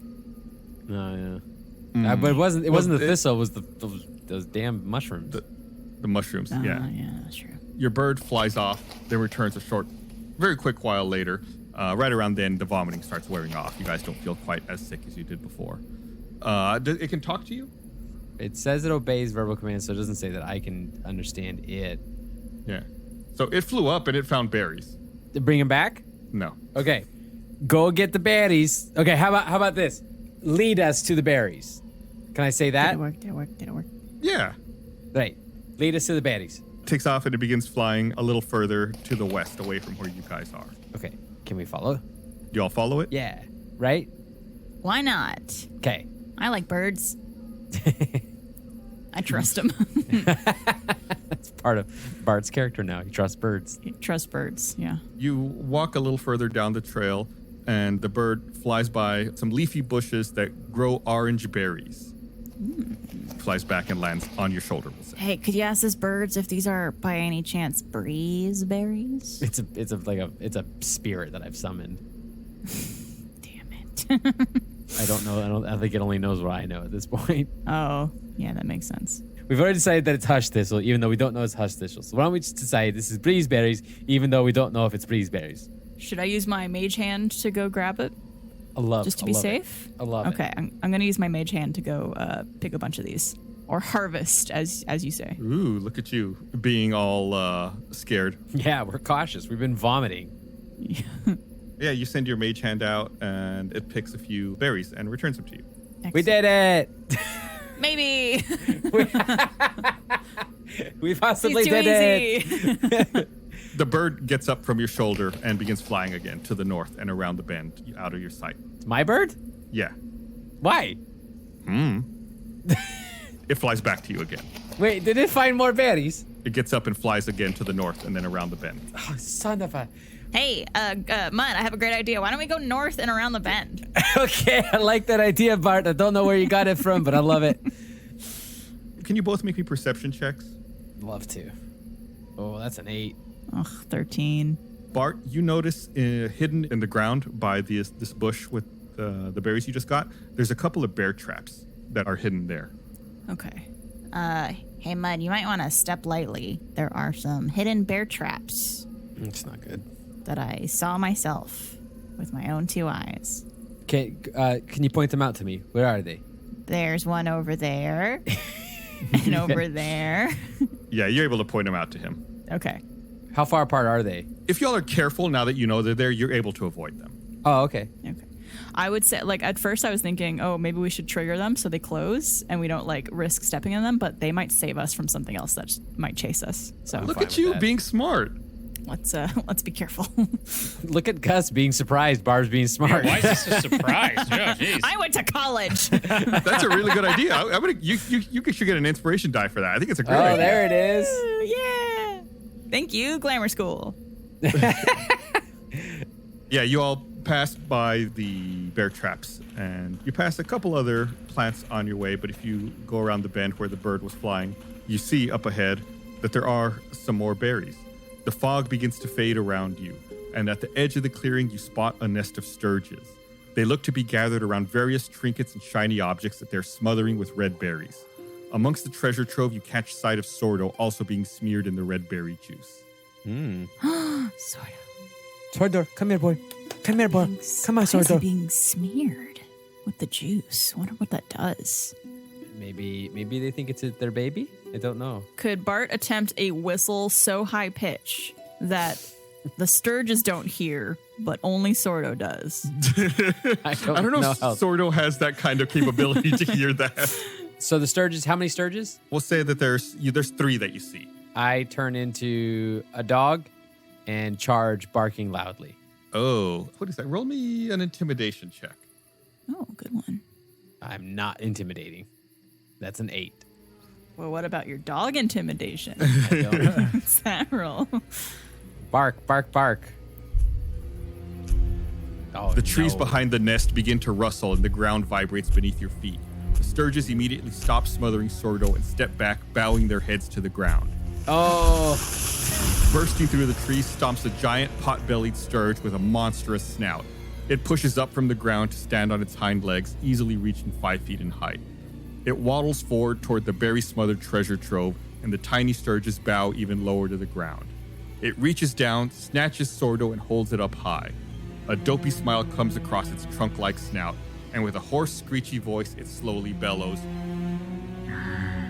"Dinner time." And with one fell swoop, it tosses Sordo into its mouth and swallows the orb whole. Been there, mate. All right, time to cast sleep again. Maybe you will find out if that sleep works on the next episode of no. Tales from the Stinky Dragon. Oh, Sordo. But just wait till you hear about the adventures that Gum Gum and Kyborg get up to. Because we were just taking a nap IRL. We're going to find out all about those adventures as well on the next episode of Tales from the Stinky Dragon. So thanks everyone for listening. As a reminder, follow us on social media, give us a share, hopefully give us a good rating wherever you listen to podcasts, and we'll be back real soon with another episode.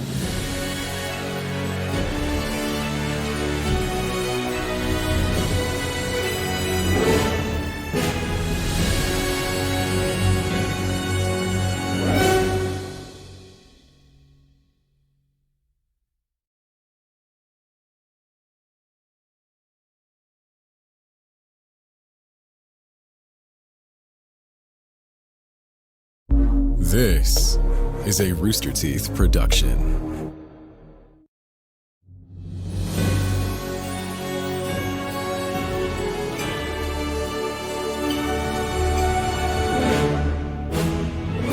Greetings, my ghosts and ghouls. Long time no see. Float on into the Stinky Dragon and try our latest cocktail, the Corpse Haunter. It's a mixture of 4 different spirits that'll stick with you until the very end and then some. Whew, talk about an aftertaste. Our story continues with our adventurers split up, searching for remedies that will hopefully save a leaf from a grave threat. Bart and Mud are in the misty elder pine forest looking for medicinal plants and a lost Sordo. The good news is they found him. Bad news is he's inside of a giant sturge belly. I wonder what fate awards Gum Gum and Kyborg as they embark on their mission at the local temple. Let's find out together and continue our tale.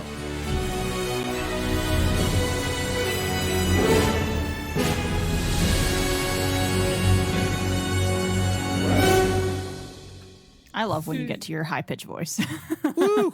I'll tail it out of there. You gotta do it every now and then. You gotta give a high pitch. Imagine Gus with a brother named Bus, and that's what he sounds like. Hey, Gustavo, it's your good old bro, Bus.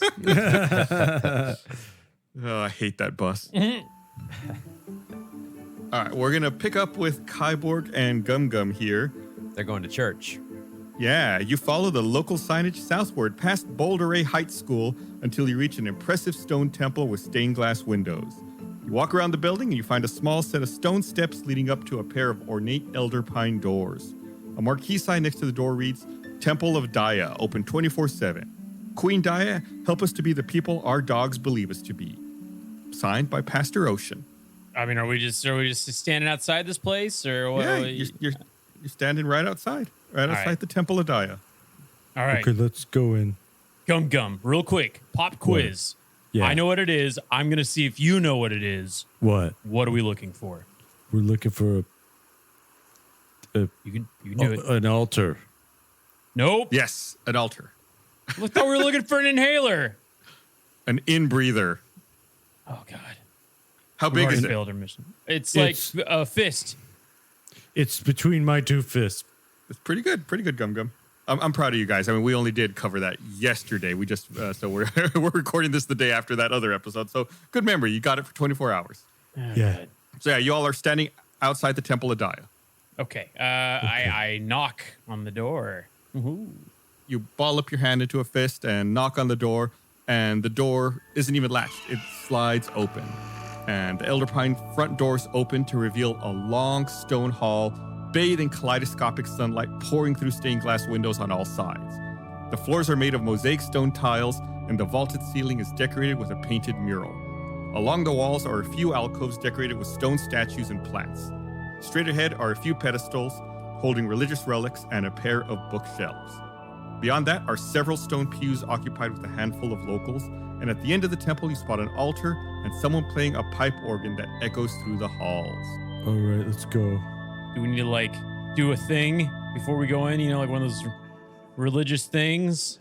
What's the religious thing that you're thinking of? I don't know. Yeah, I'm Isn't there curious. like a pond of water and you gotta like dip, you gotta slurp it, or you gotta dip your hand in it and rub it on yourself? I've never thought of it as a pond of water. I want to investigate whether or not I have to do anything before I enter. Well, luckily for you, there's a forest gnome acolyte who comes running up to greet you. She says, "Oh, welcome to the Temple of Daya. I'm Acolyte Monet. Is this your first time visiting the temple?" Yeah. Yeah.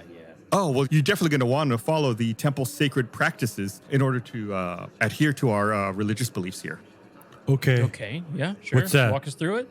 Okay, well, first of all, she looks down at your feet. Are y'all wearing shoes? Do y'all have shoes? We never covered that. Show feet. I'm wearing fine boots that I made from a leather of the hide of an animal that I hunted in the woods. Let me see if I'm wearing boots. I imagine you are. I imagine I'm wearing some sort of boots. Yeah. First step, obviously, you must take your shoes off. We have racks over here where you can safely stow your shoes. Okay. I'm imagining that Gum Gum has Crocs, olden day Crocs. They call them corks in this land. Gotcha. Okay. I remove my shoes Yes, and I get a good whiff of my boot and I say, "Oh yeah, that's musky." Oh, I should have told you that Acolyte Monet has golden hair and skin with tattoos sprawling across her body with religious symbols. Oh my god, I'm in love. She's dressed in a rainbow robe. Forgot to mention that. I'm in love with her. I like your drawings. Oh, she looks at her tattoos and then she looks at the mural on the ceiling. Oh, thank you. What do we do now? Okay, well now you got to cleanse your hands and your feet in the holy water, and she leads you over to what Blaine would call a pond. Or a bowl of water. Or just a bowl of water, yeah. Can I look up at the murals that she was glancing at when I mentioned her body art? Yeah, there's a huge mural across the ceiling of the temple. It looks like an impressionistic painting that's showing a technicolor goddess with her arms stretched out, gathering all the realms together. The realms? Okay, cool. So she leads you over to a bowl. I wash my hands and then I run some water through my hair, kind of rub my teeth a little bit because it's been a bit since I brushed my teeth. Hey Bart, do you want to put money down on how soon these guys anger a god or something? I gargle some water. Yeah. I'll give it 5 minutes ago. I went in on this. All right. What next? Is Gum Gum also cleaning up a little I bit? think he sticks his hands in and then he splashes a little, like for fun, and giggles. all you really need is hands and feet. If you want to have fun with it, that's not frowned upon. Okay. And I tell you what, can you both make a religion check for me? -1. Uh-oh. I got a 2. That is I got a 0. How did you get a I got a 1 and a 0 in my -1. I have a -3 on religion. You both, as you're cleansing yourselves in the holy water, you feel compelled to confess a sin and ask for forgiveness. What was the acolyte's name again? Monet. Okay. Monet, I have a quick confession. Did something real bad. One time, Mud thought that he was putting dirt in his coffee. It wasn't dirt. What was it? Oh, you're not there. I want to know. I'm just asking. I just leave it there. I just leave it there. Well, what's the sin? There's no sin. You just said it wasn't dirt. That's not confession. Confession is saying the bad thing you did. And then you have to ask for forgiveness. Yeah. So I need forgiveness for putting poop. I mean, something that is not dirt in his coffee. Wait. Is your poop dirt-like in texture? I let it dry out for a bit in the sun because I wanted this to work out. It's that night soil. Oh my god. So you had to crumble up your own poop. Go ahead and roll another religion check there, Kyborg. Okay. All right. Here we go. Money, and 3. Yeah, you still feel dirty. You feel like you have another sin you need to unload before you proceed into this holy place. Okay. What was her name again? Acolyte Monet? Monet. Monet. Okay. Monet, I have another confession about something. Go on, my son. Terrible.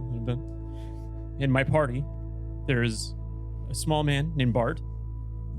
And one time when he was sleeping, I said, "Bart," more like fart. And then I farted on him in his face while he slept. But you know that dirt that came out from Mud's cup of coffee?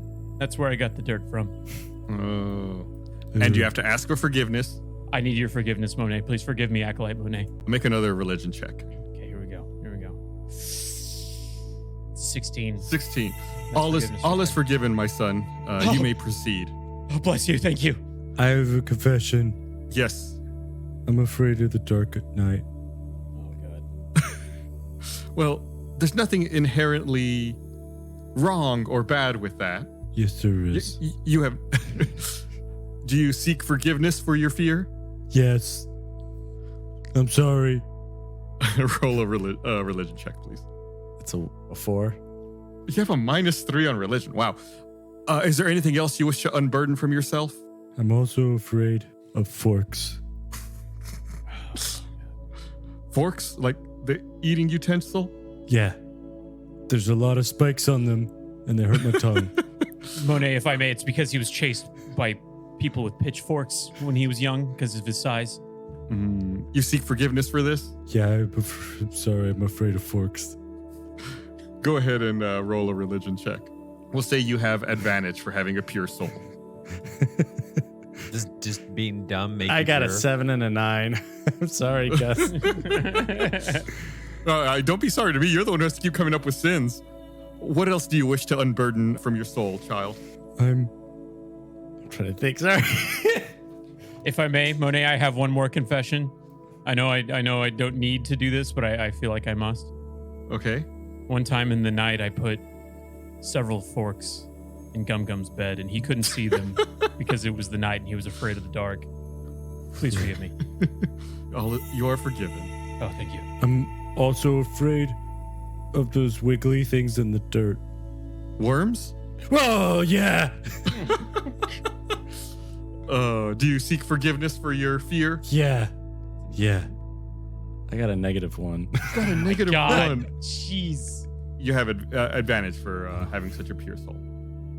I got another -1. Two -1. You had advantage on this roll, and you ended up with a -1. I'm glad you guys aren't fighting anything right now. Maybe Gum Gum, you might be tied up here for a little while. I don't know if Kyborg wants to continue or keep listening to all of your confessions. No. We must cleanse this impure being. I'm also afraid of swallowing seeds. It's true. I've when seen I it eat happen. fruit. And do you seek forgiveness for your sin? Question mark. Yeah. Go ahead and roll. A religion check. 13. 13. Roll one more just so we can see what it is. Oh yeah. That time I got 16. 16. Ooh. All right. Oh, I feel you have unburdened yourself. You are ready to move on. Your soul is somehow even more pure. I feel Thank burdened. He pulls out a book for you guys. This next, I need you all to read a proverb from the sacred text. Okay. Kyborg just starts talking. He's like, she had dumps like a truck. Thighs like what? what? I gotta say, what was Monet. I gotta say, Monet, if you wanted to save time, you made a mistake by giving him a proverb. We tripe. No to own mountains. Remember what Bart taught you about reading. And about projecting your Boot. voice loud enough so we can all hear. Boot. No. Molly hells. Molly hells. We tripe note on no mountains, but no molly hills. Beautiful. Very wise, very I wise. think he just summoned Cthulhu. Is that good? Bart doesn't know, but he feels proud for some reason. Doesn't know why. A fine proverb from the diary. And you? You got it. Here we go, Acolyte Monet. 2 good talkers are not worth 1 good listener. Wise. Feel like, strange. That came from the god Meta, who says that Gum Gum and I talk over each other too much.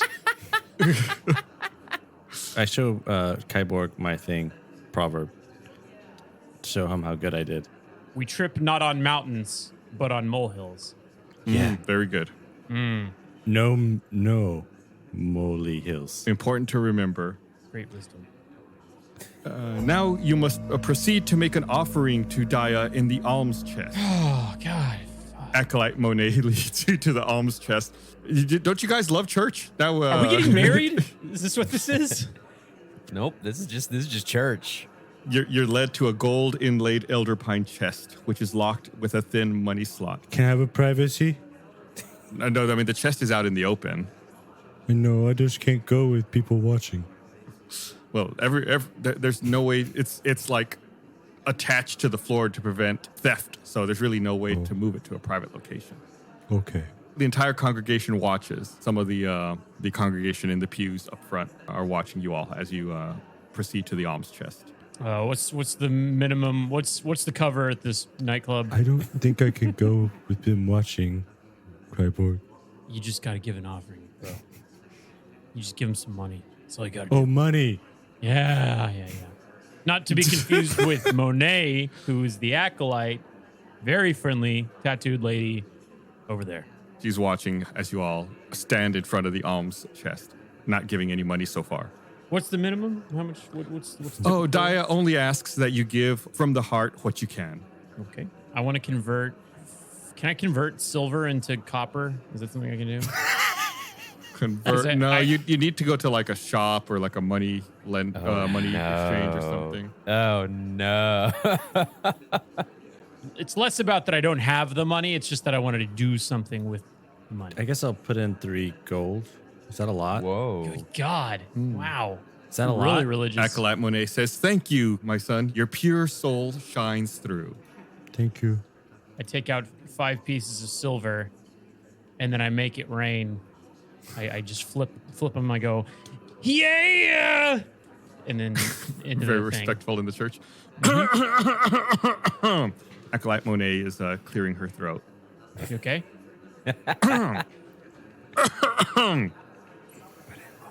I know that guy, Dr. Hum. Yeah, we go way back. Wow. You okay? I feel like there's some water. There's a pond up in the front of the church if you need it.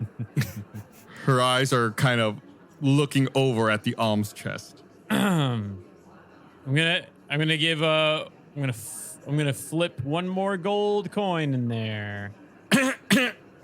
I'm gonna flip one more gold coin in there. Okay, that's all I got. That's all I got. You're not getting any more.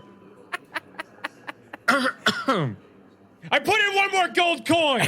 Oh, thank you. Thank you, my child.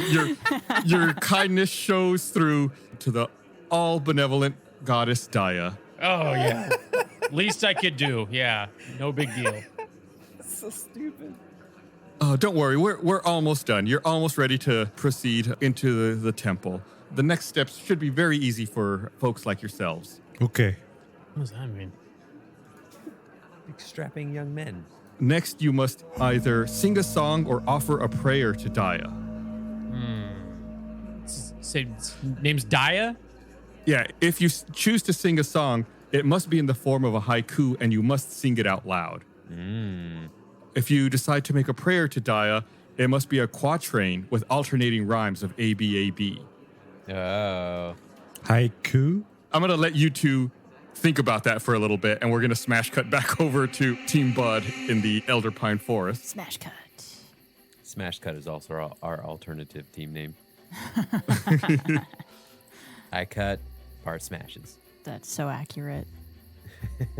Bart and Mud, you were in the clearing, and an alpha sturge had just come out and swallowed Sordo, and he was surrounded by 3 regular-sized sturges who were laying prone, bowing down to him.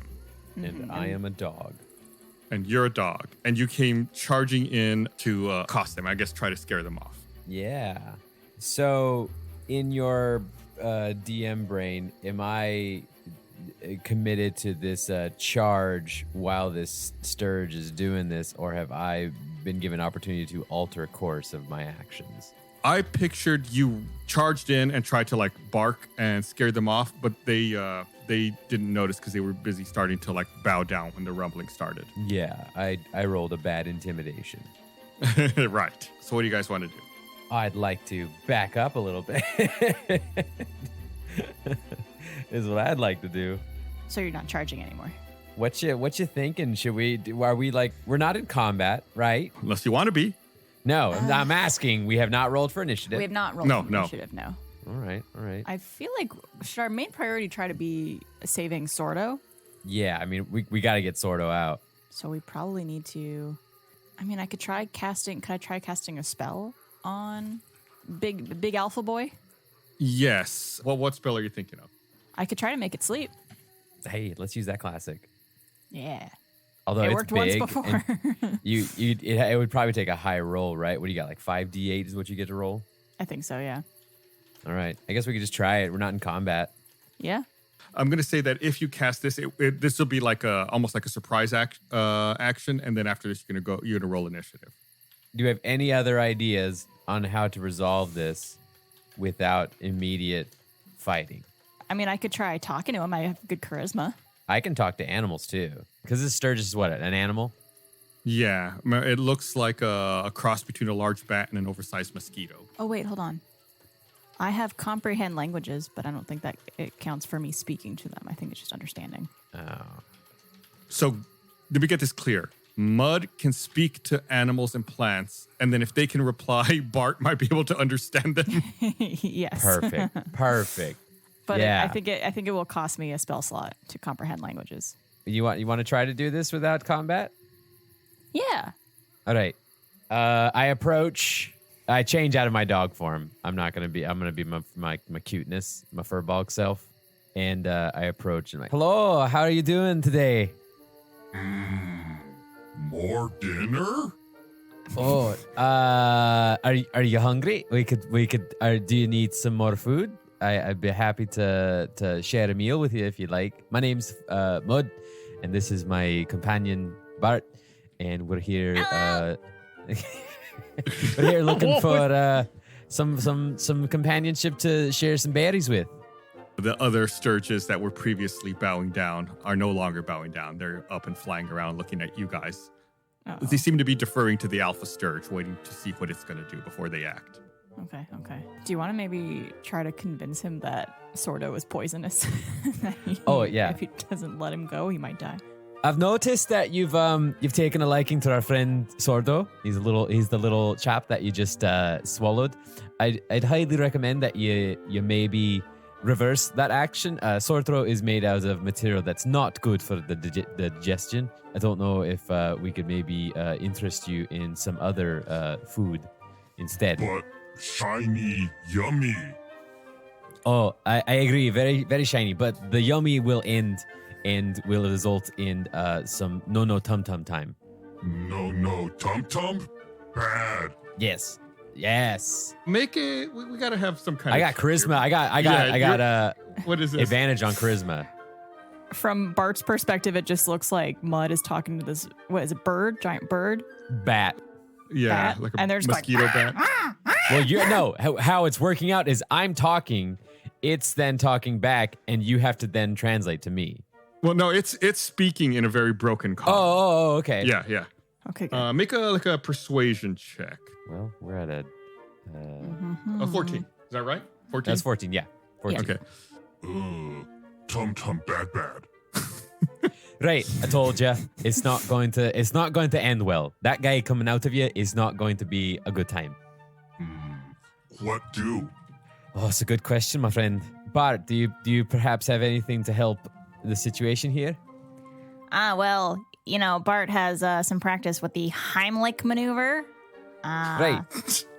It's a very, very gentle procedure of extracting whatever it is you accidentally swallowed. This Alpha Sturge is about 5 feet tall. I don't remember how tall you are off the top of my head. Were you I'm like 4'4"? Yeah.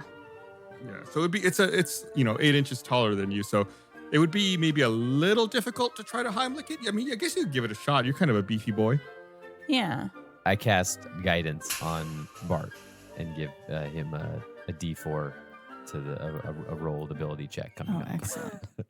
Excellent. Would this be medicine? Yeah, let's try a medicine check. Okay. Roll out. Oh, shoot. It's only a 6. Ooh. So you go up and you try to give a Heimlich maneuver to this Alpha Sturge. He doesn't seem very happy about it, and you're not able to really get Sordo out, and he seems even less happy about that. No hit me. We should have had me do it. I have a +5. I have a +4. Plus 4, okay. It would have been a 10 total with your additional 4. I'm guessing that still didn't work, right, Gus? No, it'd still be too low. Okay. Hurry, help. Oh, okay. Or maybe eat you. Oh, let's not do that. Wait a minute. Hold on. I have a tool to fix a wheel / multi-tool that I got in the first episode that I took from that guy who was helping us with the cart. Oh, yeah. Was it Beasler? Yeah. Beasler? Is it possible to, like, reach down his throat with that tool to grab Sordo? You're going to have to make, like, a persuasion check because he's not going to be happy about you wanting to do that. Yeah, you can try to persuade him, but it's going to take a pretty hefty persuasion check to let him do that. Oh, man. I What have a if- +4 persuasion. Oh, yeah. Yeah, it's up to you. I mean, I'm just telling you what you would have to do. I mean, I could try to persuade him, and if he says no, he says no, right? It's not like... Yeah. All right. So how are you going to do this? You're going to pull out the tool and show it to him and offer to, like, pull it out? Yeah. This fine tool here should get that little guy right out of your belly.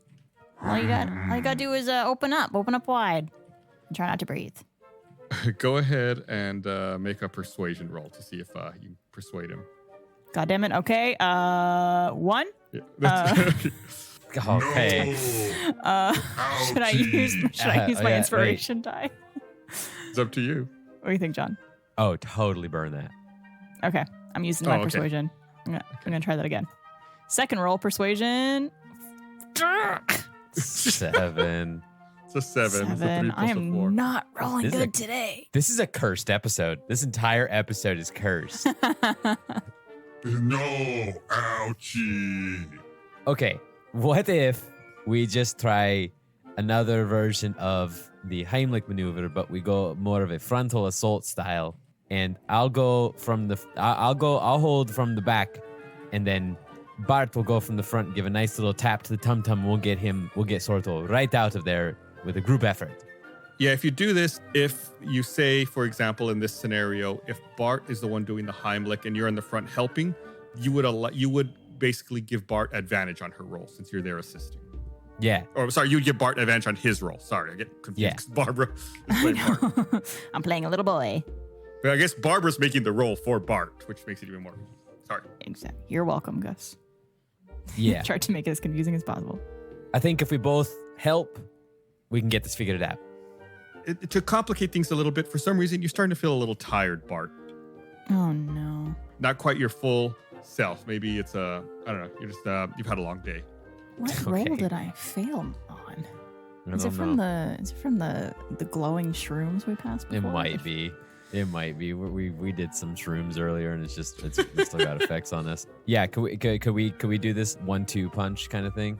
Because Bart is tired, he now has disadvantage on ability checks. But if you assist, then that would give him advantage, which means it just ends up being a straight roll. Okay, it's not really helping a ton. Oh my god. What if instead I'm the one that's doing the Heimlich, but Bart's helping me? Yes, you could try that. Yeah, that would be fun. Okay. Let's do that. And I've also given myself a nice little pat on the butt. Could I also give him Bardic Inspiration? As a bonus action, a creature other than myself within 60 feet can hear me, gains an inspiration die 1d6. For 10 minutes, you could add it to one ability check, attack roll, or saving throw. Yeah, I'm not sure if that stacks with what Mud does. What if we say it does? Sure, why not? It stacks. Okay. Okay. Stacks. We're doing this. Okay. This will now and forever be called the Bud maneuver. The Bud maneuver. So what am I rolling? A medicine? Yes. And I have advantage. Yes. And I have the 2 bonuses. Yes. You should be making this Alpha Sturge barf. I should. Let's roll. That is an 8. Oh my god. Plus the D6. You rolled a 3. I did. Oh my god. Plus the D6. Oh god. Which is 4. That's wait, 12. Wait. You had Okay. advantage, so you got to re-roll. Oh, I did have advantage. Roll another 20-sided die. Okay. I rolled a 2. Oh my god. So Oh 8 my god. plus 4 is 12 plus a D4, a 2, so I got a 14. That's still not enough. It's pretty good. 14 is pretty good. It's we'll pretty say good. Yeah. You start squeezing and constricting on the digestive tract of the Alpha Sturge, and maybe he's like also in his own head about wanting to puke. You know how that thing gets when you think you're gonna vomit. I'll even you feel a little sick. I'll sweeten the deal for you guys. I also, while I'm doing it, I'm going to burn a spell slot and cast Cure Wounds while I'm doing that so that he's feeling good while I'm curing him while it's happening. So he feels like he actually feels better now. Like he's gotten HP back. Yeah. Love that. Good, yeah. So I'm casting that. You got 11. Oh, damn. Yeah, nice. All right, yeah. You start squeezing on him. He gets into his own head, but he's feeling better. And out pops Sordo, covered in oozy, slimy goop. Yuck. Ugh. Thanks for getting me out of there. We did it. First try. Sordo! Now fly, buddy, fly. Pipsqueak, Dewdrop, I owe you one. He eyes the Alpha Sturge warily. Does the Alpha Sturge have a name? Do you have a name, my friend? Me, Levi. Oh, Levi. it was a pleasure to meet you, Levi. I hope you feel better now. Sordo kind of whispers to you. Quick, let's get the breezeberries right here and get out of here. Oh, Levi, would you mind if we took some of these berries for to go? Only few. Okay. Happily. How about while Sordo and Mud are collecting the berries, I play a little ditty for them to distract them. Okay. So they don't really see how many we're taking. Yeah. Okay. You gonna do a performance? Oh, 27. Oh, it's a natural 20 plus 7. Yeah, the Sturges are not even looking at Mud and Sordo as they take the breezeberries. Yeah, you're able to get a sufficient amount, and Sordo says, Looks like you got the hush thistle already, so let's make like a tree and leave. Oh, sweet. We definitely got the hush thistle. We definitely knew it was hush thistle. Yeah. Lovely. That's fantastic, Levi. You have a great rest of your day, my friend. Feel good. Yeah. all right, Sordo leads you guys out of the clearing and back out of this little area where you were.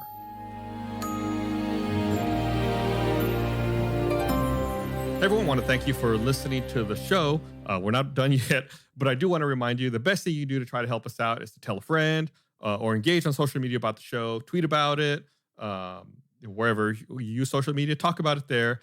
That would try to help us spread the word. If you use hashtag StinkyDragonPod, we might use your name in the show as an NPC in a future arc, just like Levi, the Alpha Sturge, who was Kalan Quasage on social media, or the brief appearance by Parishioner Sheridan, who was Sheridan Green on Twitter.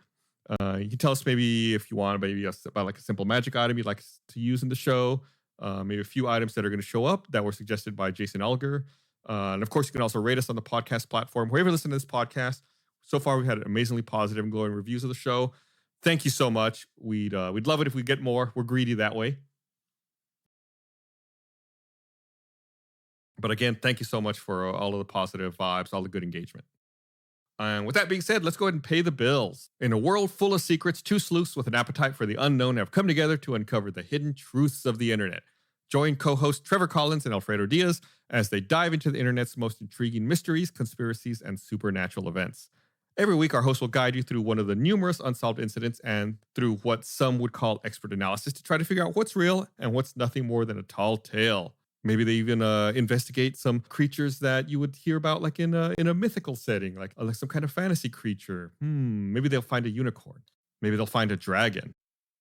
This episode is brought to you by ExxonMobil. ExxonMobil is working to develop lower emission fuels, renewable diesel made from plants, biofuels made from wood waste, and e-fuel made with hydrogen and captured CO2. Fuels like these could one day lower emissions from trucks, cars, even airplanes by up to 85%. It's just one of the ways ExxonMobil is advancing climate solutions.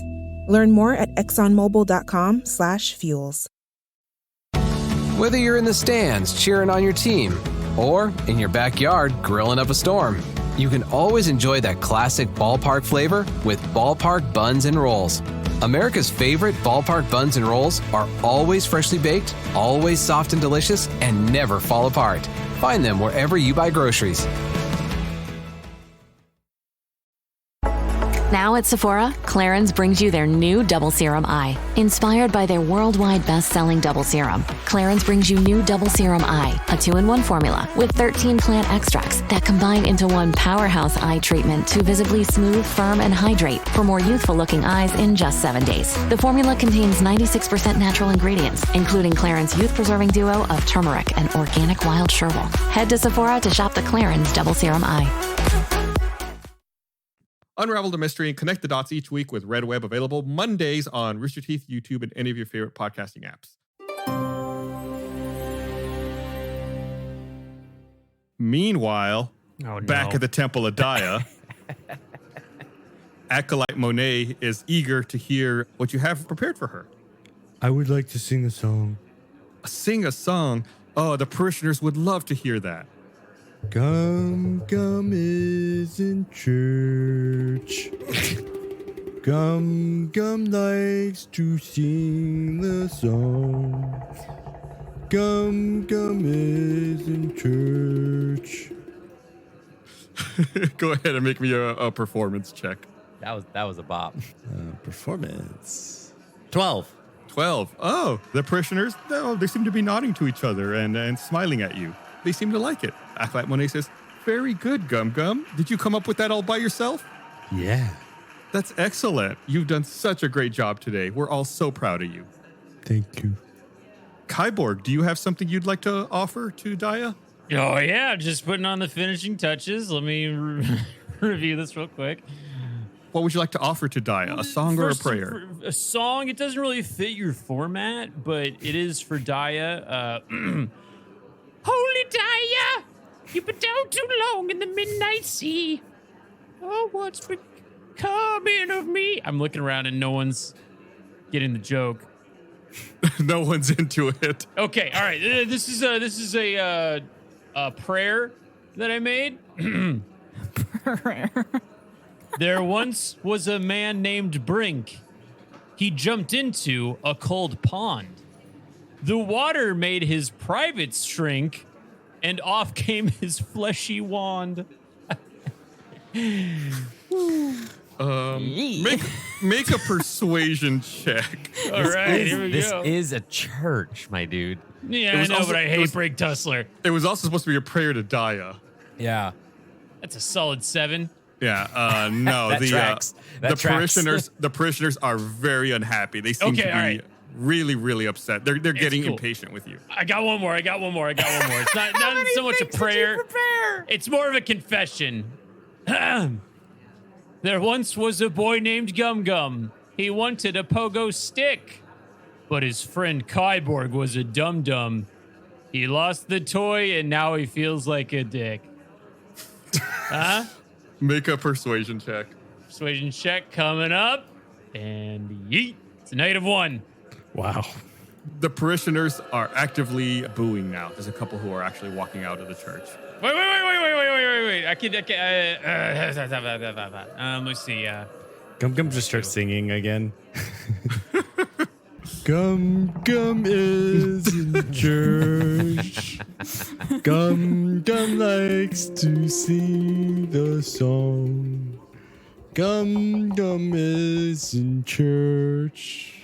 The parishioners who are leaving stop and turn around and look. Gum Gum is in church. That's my favorite song. Gum Gum likes to sing the song. Gum Gum is in church. This is your fault, Kyborg. I think he's doing better than Kyborg. Yeah, he is.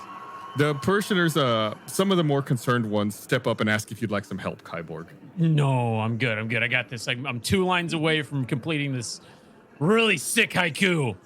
You're 2 lines away from completing a haiku, so you're 1 line in. Okay, this is a haiku. All right, it's really good. I've been sitting on this one for a while. 575. And 1, 2, 3. Once there was a mud. He liked to eat lots of crud, and now he stinks bad. Nailed it. All right, go ahead and make a performance check. Okay, here we go. Performance. And bada bing. 17. I nailed it. You did it. The parishioners look around to each other and nod and kind of shrug. And you get a smattering of applause. Thank you.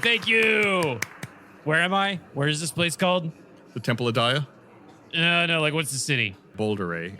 Thank you, Boulderay! Good night! Acolyte Monet says, well, that was certainly colorful. You have 1 step left. Oh my god. You must demonstrate humility at the altar. You must perform gestures in the correct order. The gestures are, in no particular order, kissing the celestial crown, drinking from the sacred chalice, swearing allegiance to Daya with your right hand on the diary, and bowing for the altar. Kissing, drinking. What was the other one? Kissing, drinking, swearing, and bowing. Okay, well, I'll go first because I am the most humble. I pride myself in my humility. I am incredibly humble. I think Gum Gum can. That's what you're known for. Yeah. Yep. Yeah. He's humble. Right. So, what order do you want to try to do these in? I want to swear. So the first thing you're going to do is you're going to put your right hand on the diary and swear allegiance to Daya. Oh, it's very specific. I was just going to say a bad curse word, but yes, I will do that. Go ahead and make a Constitution saving throw. Constitution saving throw. I think I messed something up here, and it's a 14. Monet just shakes her head at you. Okay. I kiss. You want to kiss the celestial crown? Kiss the celestial crown. Go ahead and make a Constitution saving throw. Okay. Assuming I goofed up. That's an 11. Acolyte Monet shakes her head. No. Gum Gum, you want to give it a go, or Yeah. I want to drink the water. You're going to drink from the sacred chalice. Go ahead and roll a Constitution saving throw. Okay. Chug, chug, chug, chug, chug, chug. 14. She shakes her head. No. Oh. No. Yeah, kiss the crown. Wait, you said that. Kiss the crown. Okay, you want to kiss the crown? Go ahead and roll a Constitution saving throw. 12. Acolyte Monet looks very disappointed. No. Yeah. Try bowing. We haven't done bowing yet. I'll bow. You guys are so bad at church. I bow so low that I fall over and hit my forehead on the thing. Look at him. Look at the humility. Look at him, how he bows. Okay. Oh, Acolyte Monet seems pleased with your bow. Ow. Now I drink from the sacred chalice. How big is the sacred chalice? You're kind of big. You could hold it with one hand, but it's kind Can of... I stick my whole head in it? Upside down? No, it's not that big. Most people would have okay. to hold it with both hands, but it's not big enough for your head. No. Okay. Go ahead and roll a Constitution saving throw. Okay. I drink a lot. And I Okay. rolled a 23. Oh. When's the last time we had a roll that went over the 20s? Oh, Bart's performance. Acolyte Monet shakes her head. One of the parishioners pops up and walks up to you, Gum Gum, and says, excuse me, sir. Might I introduce myself? My name is Sheridan. If you'd like, I can help guide you through this process. Okay. We don't need your help. We don't need it. I know what it is. Get you and your hotels out of here, all right? Oh. I bow. Okay. Oh, Acolyte Monet seems happy with that. Okay. I kiss. Ooh, you kissed the celestial crown? Oh, yeah, she's nodding. Yeah. I swear.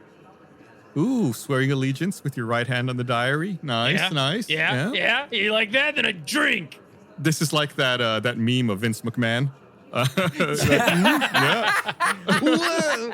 Whoa. Yo, yeah. Oh, very good. Oh, you hear murmurs of approval from the congregation.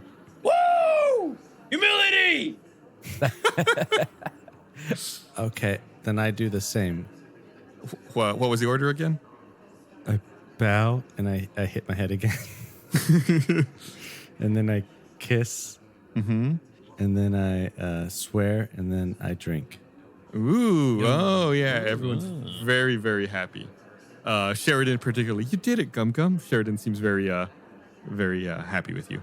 Thank you. Less happy with Gum is. No.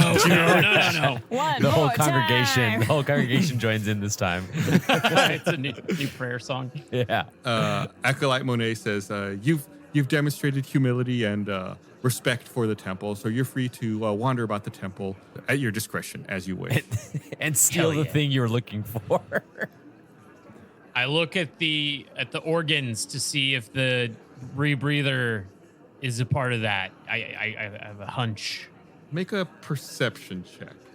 Perceptive. Here we go. And boom. That's a 10. Dang. You don't notice an inbreather. You do see that there is a tiefling also in a rainbow robe seated at the organ playing it. He's bald with a black ponytail. He's got gray skin. Looks like several piercings on his ears, eyebrows, nose, and lips. I say, play it again, Sam. It's a Casablanca reference. Doesn't exist in D&D. Okay, can we kind of look around and see if I see the thing that we're looking for? Go ahead and make an investigation check. 5. You don't notice anything out of the ordinary, like what you're looking for necessarily here.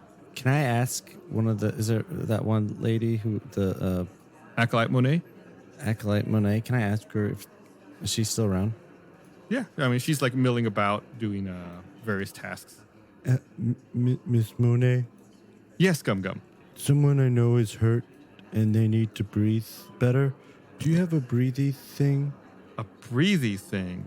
I can't say that I do. I'm not sure what that would be, but no, I don't have anything like that.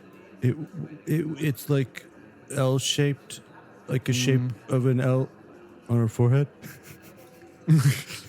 Can't say I've seen anything like that. You might want to ask Pastor Ocean over there at the organ. Maybe he knows of something like that. Okay. And go ask Pastor Organ. Pastor Ocean. Ocean. You walk up to him, and he's seated at the organ. Ah, new faces. Welcome to the temple. You know the one. Charge. Mr. Ocean? Yes, my child. Someone I know is sick and they can't breathe. Do you have a breathy thing? Oh no, illness. Yeah. Such a terrible thing. Is this something only we can assist with? Or is this something only this specific item you're searching for can help with? It's the only thing that can help. Who is your friend that is sick? Is there something we can maybe do? Who's our friend that's sick? Leave. I think it's a leave. It's a leave. Oh, I know her. Marcy. Yeah. Mm-hmm. Yes, she used to spend quite a bit of time here at the temple. I haven't seen her in a long time. She's ill, though. Yeah, she's sick. Oh, how terrible. Where would she go to the temple? Oh, Marcy grew up in Boulderay and became a devout Daist at a young age. When she became an adult, she requested to be an acolyte in the temple and served faithfully. Mm-hmm. After the Boulderay mining accident and the loss of her husband, she changed dramatically. Perhaps she lost her faith in Daya. But she came to the temple less and less. One day she came back to visit, and she had a sudden interest in the sacred magical arts, both divination and